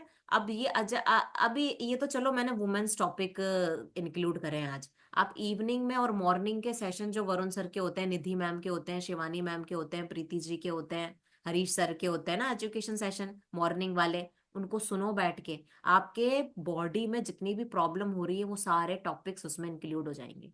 जैसे किसी को एलर्जी होती है, अच्छा किसी की एलर्जी ठीक हुई है क्या सिस्टम में आके? हैंड रेस करके बता सकते हो आप, किसी की कोई किसी भी तरीके की एलर्जी ठीक हुई हो? हाँ जी। Last good time. Morning ma'am. Good morning. Ma'am मेरे पहले मैं सोने की चेन नहीं पहन पाता था गर्मियों में, और उससे इतनी खुजली होती थी, लाल हो जाता था पहनकर। अब मैं कभी भी पहन सकता हूँ, हमेशा पहने रहता हूँ, रात को बस निकालता हूँ, बाकी हरदम पहने रहता हूँ। बहुत एलर्जी होती थी, और हाथ के मेरे यहाँ इतनी स्किन में खुजली होती थी, भयंकर, दोनों हाथों में। और वो अब पता नहीं कब गायब हो गई। नहीं, पहले चेन पहन ली ना तो उसका मतलब बहुत सोच समझ के पहनना पड़ता था, मतलब इतनी एलर्जी थी सोने से, तो पहन नहीं पाता था मैं। कितने ये टाइम से बहुत, कितने टाइम से न्यूट्रिशन ले रहे हैं आप? हमारे को 13 महीने हो गए हैं, और अभी फुल न्यूट्रिशन ले रहे हैं। सुबह सुबह तो एकदम हमारे घर में कोई पहले चाय बनती थी, बिस्किट, नमकीन, ब्रेड, पता नहीं तरह तरह के, अब एकदम फ्रेश, और अपने अलग अलग उसमें फ्लेवर में शेक बनाते हैं। बहू अपने फ्लेवर में शेक बनाती है, बच्चा अपने फ्लेवर में बनाता है, हम दोनों हमारे फ्लेवर में बनाते हैं। घर में सारे वो शेक्स हैं, सारा अलग मजा है। ये थैंक यू मैम थैंक मेरे भी पीछे बैक में खुजली चलती थी पहले, तो मैं ऐसे ऐसे करती रहती थी, दीवार के पास में बैठ जाती थी, ऐसे ऐसे करती रहती थी, लेकिन अब खुजली नहीं चलती मैम। बिल्कुल ठीक है मैम। तो एलर्जी का भी खैर कभी इवनिंग की क्लास में एलर्जी का किसी को जैसे छींक आना, एलर्जी, कुछ ऐसा कुछ ठीक हुआ है वो आपको, तो आप अपना रिजल्ट शेयर कर सकते हो, है ना? चलो। और तो चेयर्स एवरीवन। ठीक है। मैं मेरा कैल्शियम, अब कैल्शियम का तो बहुत इंपॉर्टेंट रोल है ना? कैल्शियम का तो बहुत इंपॉर्टेंट रोल है। तो हर एक चीज के बारे में आपको बताया जाएगा। आप क्लास अच्छे से इंक्लूड करो। अब तो मैं इवनिंग में भी 10 से 15 मिनट के टॉपिक्स देने लग गई हूँ। अच्छा, निधि मैम ने भी करा है अपना हैंड रेस। निधि जी, आप कुछ बोल रहे थे? मैम, मैं तो आपका थैंक यू करने के लिए बोल रही थी कि जस्ट आपने जैसे लेमैन के लिए होती है ना knowledge, in that way you have explained everything, तो मतलब इतना अच्छा लगा सुन के। इवन मैंने बीच में अपनी सिस्टर को भी, she was sleeping at that time, तो मैंने बोला कि यू मस्ट लिसन। बहुत इंफॉर्मेटिव नॉलेज है, सच में बहुत मजा आया। It's very helpful. Thank you sir, thank you so much. Thank you. हाँ, उषा जी।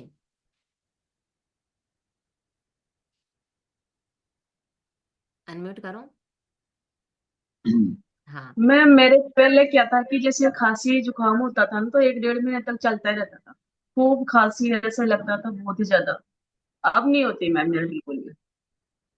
दीपावली होली में सफाई होती थी, तो गई 1 2 महीने की, खांसी जुकाम चलता ही रहता था इनका लगातार ही। मैम सफाई की भी ऐसे वो नहीं है हमेशा, मतलब कभी भी जैसे सर्दी हो गई तो एक बार हो गई तो वो ठीक ही गई नहीं होती थी। 1 2 महीने की। 1 डेढ़ महीने, 1 डेढ़ महीना तो बुरा लगता था। अब अब नहीं बिल्कुल होती नहीं जमाई। होती बिल्कुल।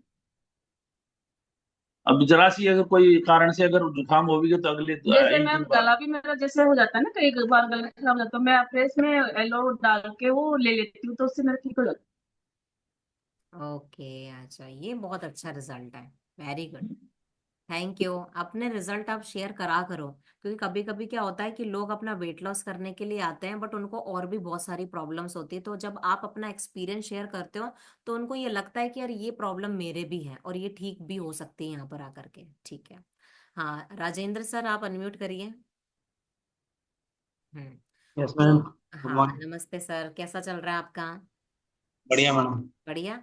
तो आप कुछ बता रहे थे, मैं आपका चैट वापस पढ़ लेती हूँ।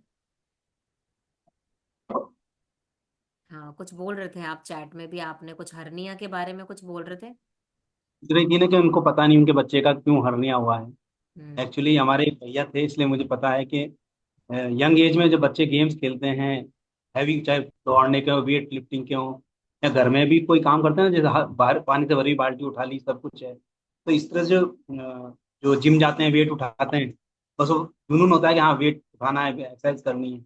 लेकिन बेसिक चीज क्या होती है कि जैसे अपन सपोर्टर जो होता है पहनने के लिए नीचे, जिसको हिंदी में बोलते हैं लंगोट, अगर बिना वो पहने अगर आप एक्सरसाइज करेंगे, वेट लिफ्टिंग करेंगे, तो बहुत चांसेस है कि वो हर्निया डेवलप हो जाए। क्योंकि आप देख लीजिए कितने भी बड़े बड़े बॉडी बिल्डर्स हैं, उन सबको मोस्टली 90% को हर्निया हो ही जाता है लेटर स्टेज पे। जबकि वो अपने पेट पे बेल्ट वगैरह भी बांधते हैं, प्रिकॉशन रखते हैं, लेकिन लेटर एज में हो जाता है। ये सब क्या है कि पता नहीं रहता, जिम वाले भी नहीं बताते हैं कि सपोर्टर कंपलसरी है, पहनना चाहिए। इस चक्कर में कई बार हो जाता है। हमारे एक भैया थे, उनको हो गया था यंग एज में काफी, क्योंकि वेट लिफ्टिंग करते थे लेकिन वो बिना सपोर्टर के घर में ही करते थे, तो बाद में उनको हर्निया डेवलप हो गया। देखा। तो Rajendra sir, thank you so much. ये एक पॉइंट जो है वो सच में बहुत इंपॉर्टेंट था, और वो तो डेफिनेटली मैं बात ही कर रही थी, मैं समझ में आ गया था मेरे को कि यार ये टॉपिक बहुत अच्छा है, तो सारी बताएंगे तो ज्यादा अच्छा है। अब आपको कितना, ये बहुत सही चीज बताई है जो कि ना अपन इग्नोर कर देते हैं। ठीक है। जैसे वेट लिफ्टिंग क्या होता है कि वो प्रेशर ही तो डाल रहा है पेट में, आपने बाल्टी उठाई या कुछ भारी सामान उठा दिया, तो वो जो मैंने कहा ना, मसल्स को कुछ नहीं होगा, आपकी स्किन को भी कुछ नहीं होगा भारी है सामान, बट वो जो अंदर की जो थर्ड लेयर होती है ना, वो इतनी डेलिकेट हो जाती है, इतनी डेलिकेट होती है वो, कि आपने जो भी अगर जिम में कुछ भी आपने वर्क करा, वेट लिफ्टिंग करी, है ना, तो फिर वो फटती है, फिर पता ही नहीं लगता आपको कब फट गई। ठीक है। So Rajendra sir, thank you so much. है ना। तो अपना चेयर्स करेंगे, यस।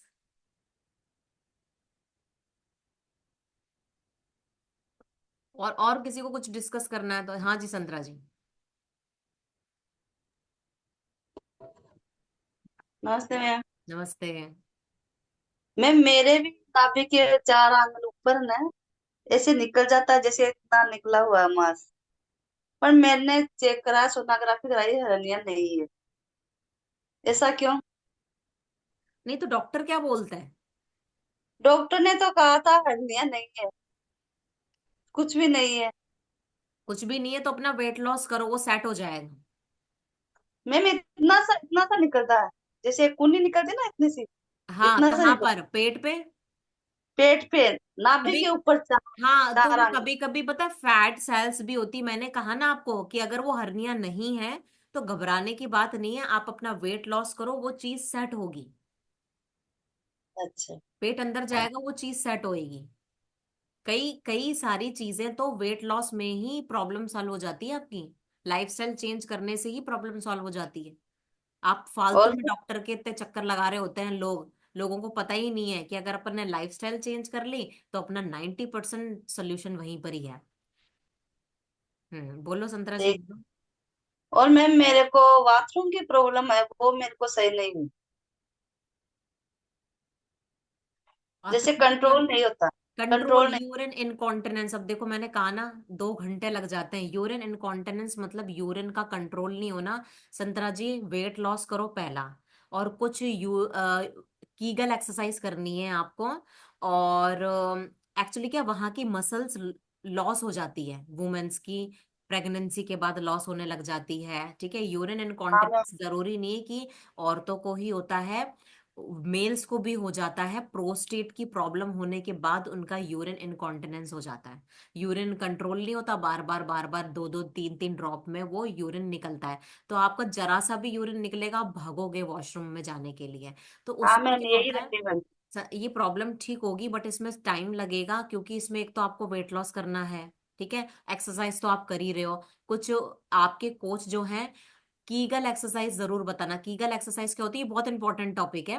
कीगल एक्सरसाइज में क्या होता है, जैसे आपने यूरिन किया फिर रोका, यूरिन किया फिर रोका, तो ये चीज आपको बैठे बैठे करनी है बेड पर, या फिर खड़े खड़े ये एक्सरसाइज करनी, कॉन्ट्रैक्शन रिलैक्सेशन का। तो क्या होगा, उस तरफ की जो वहां की स्पेसिफिक मसल्स है वो स्ट्रांग होना स्टार्ट हो जाएगी। ये तो एक पार्ट है, बट अगर आपका वजन बढ़ा हुआ है तो वो एक्सरसाइज भी कुछ नहीं करेगी। ठीक है। फिर ग्लूट ब्रिज, कल मैंने ग्लूट ब्रिज करवाया था। ग्लूट ब्रिज करवाया था। क्या होता है, कीगल एक्सरसाइज होती है, ठीक है। और अगर कभी आप एक्सरसाइज कर रहे हो, आपका पेट भारी है, तो अभी दो लोगों ने बताया ना कि आप कुछ बेल्ट बांध लो, ठीक है, उस केस को बिगड़ने मत दो। अगर आपको किसी को भी ऐसा लगता है कि मेरे पेट में दर्द होता है, मैं उछलती हूँ तो दर्द होता है, तो बेल्ट बांध करके एक्सरसाइज कर लो, ये ना। और यस प्रीति जी। सबसे पहले तो thank you ma'am, thank you very much, बहुत ही अमेजिंग और शानदार नॉलेज और इतनी सारी जानकारी, बहुत सारी जानकारी मिली, थैंक यू। और एक छोटा सा रिजल्ट मेरा भी है, और छोटा सा नहीं, मेरे लिए तो बहुत बड़ा है, क्योंकि मेरे को जब से पीरियड से स्टार्ट हुए थे ना, तभी से मेरे को है ना बहुत ज्यादा पेन होता था पेट में, स्टार्टिंग से ही छोटी सी थी तब से। तो आफ्टर जब मैंने वेट लॉस किया कम्युनिटी ज्वाइन करने के बाद में, उसमें मैंने फर्स्ट और सेकंड मंथ में जो वेट लॉस किया था, उसके बाद में मेरा वेट अटक गया था। तो मैंने अपने कोच से संपर्क किया, फिर मैंने आपसे भी एक बार पूछा था, तो वो मेरे को बोला कि एक ह्यूमन उसकी हीमोग्लोबिन की जांच करवाओ। और फिर मेरे को पता पड़ा कि मेरे पीरियड्स डेज है ना ऊपर हो जाते थे। तो डेज जो ऊपर होते थे ना, उसकी वजह से मेरा वेट रुका हुआ था, मैं आइडल वेट पे नहीं आ जा पा रही थी, 4-5 kg कम था। तो मैंने जैसे ही फिर मेरे को वुमेन चॉइस सजेस्ट किया, फिर मैंने वुमेन चॉइस लेना स्टार्ट किया। उसके बाद में मेरे जो पेन है ना वो इतना रिलैक्स हो गया, पता ही नहीं पड़ता कि कब आ जाता है कब चला जाता है। नहीं तो मैं बेड पे से 2 दिन तक उठ ही नहीं पाती थी, ये कंडीशन थी मेरी, इतना दर्द होता था। वो कभी पुराने मतलब जब शादी से पहले की बात बता रही हूँ, अब तो खैर वाटर बैग है मेरे पास, लाए थे जब हस्बैंड। उसके पहले जब मम्मी पापा के पास में रहती थी ना, तो कभी वाटर पानी भर के गर्म पानी की बोतल और तय से सिकाई करना, गोली दवाइयां लेना, डॉक्टर के जाना, वॉमिट होना, लूज मोशन होना, कप कपी लगना, ये सारे सिम्टम्स होते थे मेरे को जब पीरियड्स आते था फर्स्ट और सेकंड डे। तो ये तो मेरा एक रिजल्ट था। और एक है ना, मैं सबसे एक बात बोलना चाहूंगी, दैनिक भास्कर किस किस के घर में आता है? दैनिक भास्कर आता है क्या किसी के घर में? आता है, आता है ना। एक चीज मैं दिखाना चाहूंगी, देखो आज के न्यूज़पेपर में एक आया है, हर्बल लाइफ 25 ईयर्स कंप्लीट हो चुके हैं अपने इंडिया में, एनिवर्सरी है, बर्थडे है, जो भी अपन बोलो। और इस पे साफ साफ है ना, मैं अगर किसी ने नए गेस्ट ने हमारे साथ में ज्वाइन किया है तो मैं उनसे एक चीज बोलना चाहूंगी, इस पे साफ साफ लिखा हुआ है, प्रोडक्ट की अधिक जानकारी और खरीदने के लिए कृपया अपने हर्बल लाइफ एसोसिएट से संपर्क कीजिए। क्योंकि बहुत सारे ऐसे लोग हो जाते हैं जो, हाँ हाँ अशोक जी यही, और जो मतलब बहुत सारे लोग क्या बोलते हैं, अरे अमेजोन से ले लेते हैं, फ्लिपकार्ट से ले लेते हैं, तो इसमें साफ साफ लिखा हुआ है कि आप एसोसिएट से ही सर्विस लें, क्योंकि वहां से आपको सर्विसेज नहीं मिलती। यहाँ से कोच से टच में रहोगे ना, किसी एसोसिएट आईडी से अगर आप बनाकर अपने प्रोडक्ट लेना स्टार्ट करते हो तो आपको सर्विसेज फ्री मिलती है ना। सर्विस का पैसा थोड़ी ना देगा वो वहां पर हर्बल लाइफ वाला, सॉरी अमेजोन। अमेजोन पे जाकर आप ये नहीं बोल सकते मेरा वेट अटक गया, मेरे को थायराइड हो रहा है, मेरे को माइग्रेन हो रहा है, मेरे को पानी कितना पीना है, मेरे को कितना सोना है, मेरे को वर्कआउट कौन सा वाला करना है। जैसे अभी मैम ने बोला कि आप कीगल एक्सरसाइज इंक्लूड करो, तो यहाँ पर आपको गाइडेंस मिल रही है ना, तभी तो मैम ने बोला, है ना। तो ये सारी चीजें ना आप वहां पर कंप्लेन नहीं कर सकते। तो जो नए गेस्ट है ना, कम एटलीस्ट उस सिर्फ उनके लिए मैं ये चीज बोल रही हूँ, बाकी जो हमारे पास में रजिस्टर्ड है वो तो कम से कम ये न्यूज़पेपर देखकर पहचान ही गए होंगे कि हमने बहुत अच्छा काम किया है कि अपनी आईडी बनवा कर और एसोसिएट होने के बाद, एसोसिएट बनकर हमने हर्बल लाइफ से प्रोडक्ट लिया है। इस पे ये देखो, ये ब्लॉक में लिखा हुआ है साफ साफ, ये वाले ब्लॉक, है ना। तो थैंक यू एवरीवन, बस इतना से बोलना था मेरे को। And hand over to Prerna ma'am.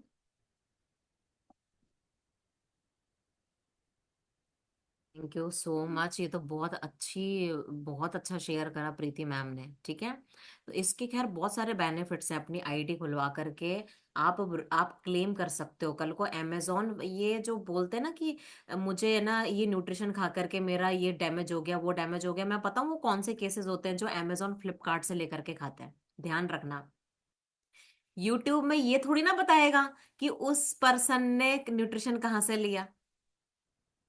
But जब आप सीधा कंपनी से आईडी खुलवा करके सीधा न्यूट्रिशन आपके घर पर डिलीवर होता है, वो 100% ओरिजिनल होता है, वो सिस्टम के दौरान आपको कोच मिलता है उसमें, जब आप अपनी आईडी से परचेज करते हो, उसमें गोल्ड गारंटी भी होती है। मतलब 1 महीना आपने यूज कर लिया, आपको कुछ भी रिजल्ट नहीं मिला, आप खाली डब्बा दोगे, पैसे वापस करेगी कंपनी। ये किस में मिलती है आपको? ये आपको आपकी आईडी पे मिलता है। आप किसी भी इधर उधर से ले लोगे, अमेजोन फ्लिपकार्ट से ले लोगे, आपको कुछ भी क्लेम नहीं, और आप बॉडी और खराब करोगे, और आप बोलने लायक और नहीं रहोगे किसी और से कि मैंने ये ले लिया था, वहां से ले लिया था, अमेजोन से, फ्लिपकार्ट से। क्योंकि अपने आपकी बॉडी की कीमती नहीं है क्या? है? आपको पता है कोच की कीमत क्या होती है? न्यूट्रिशन से महंगा मिलता है कोच, ध्यान रखना। जो कोच की फीस है ना, वही 10 से 15 हजार होती है।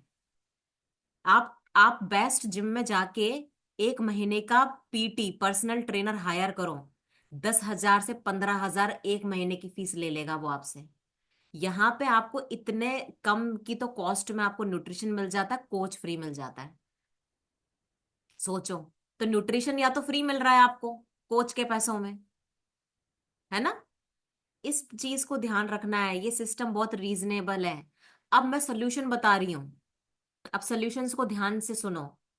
अगर आपका पीरियड्स का प्रॉब्लम है, आप वुमेन्स चॉइस लोगे। वुमेन्स चॉइस जितनी भी पीरियड्स इरेगुलर है, एज एज सच नहीं कि आपको पीरियड्स के दौरान जब आप चिड़चिड़ापन, आपका मूड स्विंग होता है, वो भी वुमेन्स चॉइस कंट्रोल कर रहा है। बहुत अच्छे रिजल्ट्स हैं मेरे पास, बहुत अच्छे केसेस सॉल्व हुए हैं केवल वेट लॉस के पैकेज में। मैंने जब उनको वुमेन्स चॉइस दी है, और वुमेन्स चॉइस मैंने 20 साल की लड़की को भी दी है, 26 साल, 36, 46, 50, सबको वर्क करा है वुमेन्स चॉइस। तो वुमेन्स चॉइस पीरियड्स के होने के बाद कोई भी ले सकता है, बच्ची भी ले सकती है, 1 कैप्सूल डेली का होता है, ठीक है। दूसरा, जिनको व्हाइट डिस्चार्ज का प्रॉब्लम है, वो अपने न्यूट्रिशन में प्रोबायोटिक का इंक्लूड करो, प्रोबायोटिक। क्योंकि व्हाइट डिस्चार्ज अगर बार बार हो रहा है, इट मींस आपने एंटीबायोटिक्स बहुत ज्यादा खाई हैं। उस एंटीबायोटिक्स से वो बैक्टीरिया के, आपके बॉडी के अंदर अच्छे बैक्टीरिया भी किल हो गए, और अच्छे बैक्टीरिया मरने की वजह से वो व्हाइट डिस्चार्ज ज्यादा बन रहा है। तो आपको क्या करना है, अपने पैकेज में प्रोबायोटिक का इंक्लूड करना है, ठीक है। दूसरा, कैल्शियम मल्टीविटामिन ओमेगा 3। कैल्शियम से आपकी हड्डियां, जैसे प्रेगनेंसी के दौरान, डिलीवरी के दौरान, हड्डियों में से ही तो कैल्शियम निकाल निकाल के पी लेता है बच्चा। और औरतों को 1200 मिलीग्राम कैल्शियम की नीड है भाई। मेल्स को तो 1000 मिलीग्राम ही चाहिए, प्रेगनेंसी में तो 2000 मिलीग्राम चाहिए। कैसे आप रिकवर करोगे? आप रिकवर कर नहीं पाते हो, फिर 40 साल में आपके घुटने दर्द करते हैं, है ना? और बेड पे गिरते ही आपकी बोन, हड्डी, जो हिप बोन है वो फ्रैक्चर हो जाती है, हाथ फ्रैक्चर हो जाता है, कंधों में दिक्कत आती है।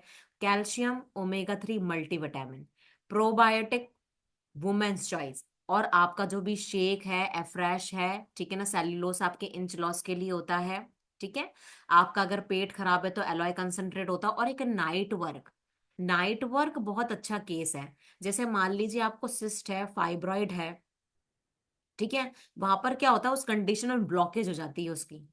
और जैसे मान लो मेल्स में प्रोस्टेट का प्रॉब्लम है, या फिर आपको कोलेस्ट्रॉल का दिक्कत है, हार्ट में स्टंट लगे हुए हैं, या फिर बीपी बड़ा हाई रहता है आपका, नाइट वर्क क्या होता है कि हर एक नसों में जाकर के उसको खोल देता है, वो अच्छे से फिर वो एरिया जो है वो वर्क करना स्टार्ट कर देता है।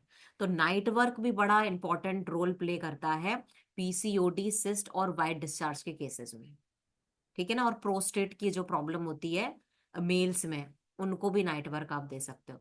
बहुत सारे न्यूट्रिशंस हैं, आप सारे न्यूट्रिशन लो और अपने अंदर रिजल्ट्स देखो। यस रीना जी। और मैम ये प्रॉब्लम मेरे भी थी, पर मैं तो भूल गई इस चीज को। तो कौन सी प्रॉब्लम? ये वाइट वाइट डिस्चार्ज? अभी याद आई है मेरे को। तो खत्म हो गया ना अब? मैं तो भूल गई थी, दिमाग से निकल गई, मेरे को तभी याद आई है। ये चीज तो मेरे बहुत भयंकर थी। मैंने वही तो कहा ना कि प्रॉब्लम्स बहुत सारी होती हैं, जब मैं टॉपिक्स आपको इंक्लूड करती हूँ तब आपको याद आता है। मेरे तो 4 साल की प्रॉब्लम थी वाइट डिस्चार्ज की, मैंने कितनी बार बताया है। मैम ये तो मेरे बहुत दिनों से थी, कोई 5 6 साल से ऊपर थी शायद। हम्म। पर ये तो मेरे को अभी तो 8-9 महीने में तो पता ही नहीं है इस चीज का। पता ही नहीं है। तो मैं रीना जी, जैसे आप बोलते हो ना कि मेरे ये दर्द होता है, इधर दर्द होता है, तो वो जो वाइट डिस्चार्ज का जो प्रॉब्लम हुआ ना आपको 5-6 साल, आप सोचो कितना कैल्शियम, कितने वाइटामिन्स और कितने न्यूट्रिशन लॉस हो गए। तो वो उसको रिकवर करने के लिए एटलीस्ट आपको 3-4 साल वेट करना पड़ेगा। ये धीरे धीरे जाएगी क्योंकि एज भी तो है। और रीना जी ने अमेजिंगली अपना 20 kg वेट लॉस करा है ना ना? Ma'am 22 kilo. 22 kilo weight loss करा, वेरी गुड।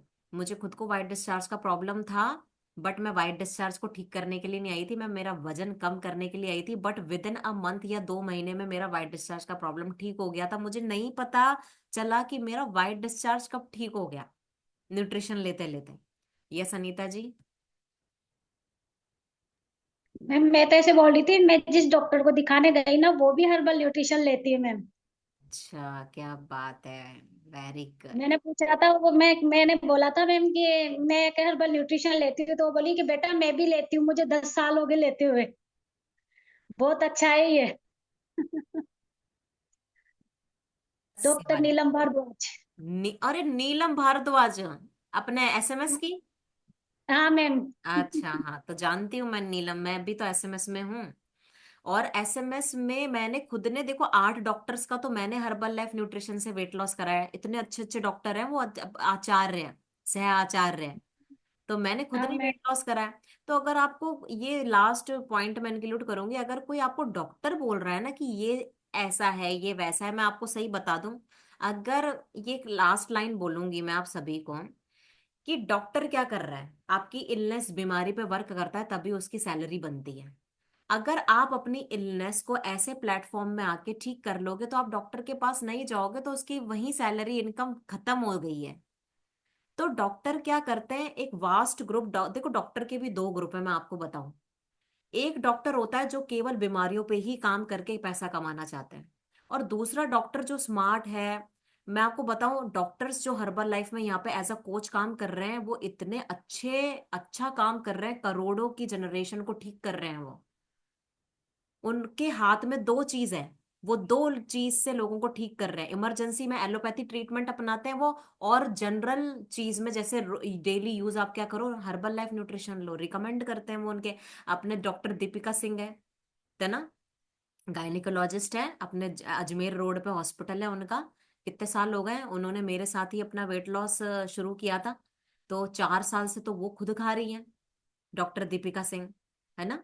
और वो अपने गायनिक में जितनी भी फीमेल्स आती है ना उनकी प्रॉब्लम्स लेके, वो पहले तो न्यूट्रिशन अपनी टेबल पर और अपने उनके उनके पूरे उसमें हर्बल लाइफ न्यूट्रिशन डिस्प्ले कर रखा है उन्होंने। कि कोई भी एक, खुद बोलती है कि कोई भी आता है ना मेरे पास, मैं वुमेन्स चॉइस उसको हैंड टू हैंड वही देती हूँ। Night work, probiotic hand to hand देती है, शेक निकाल के, एफ्रेश, सेल्यूलोज, सब कुछ। उनको ऐसा लगता है कि ये मेरा पेशेंट वजन घटा करके ठीक हो जाता है, तो वो उन पर वो एलोपैथी ट्रीटमेंट करती ही नहीं है। वो उनको इस सिस्टम में ले लेती है कि आप तो यहाँ आ जाओ, आप यहाँ से ठीक हो जाओगे, आपको एलोपैथी ट्रीटमेंट करने की कोई जरूरत नहीं पड़ेगी।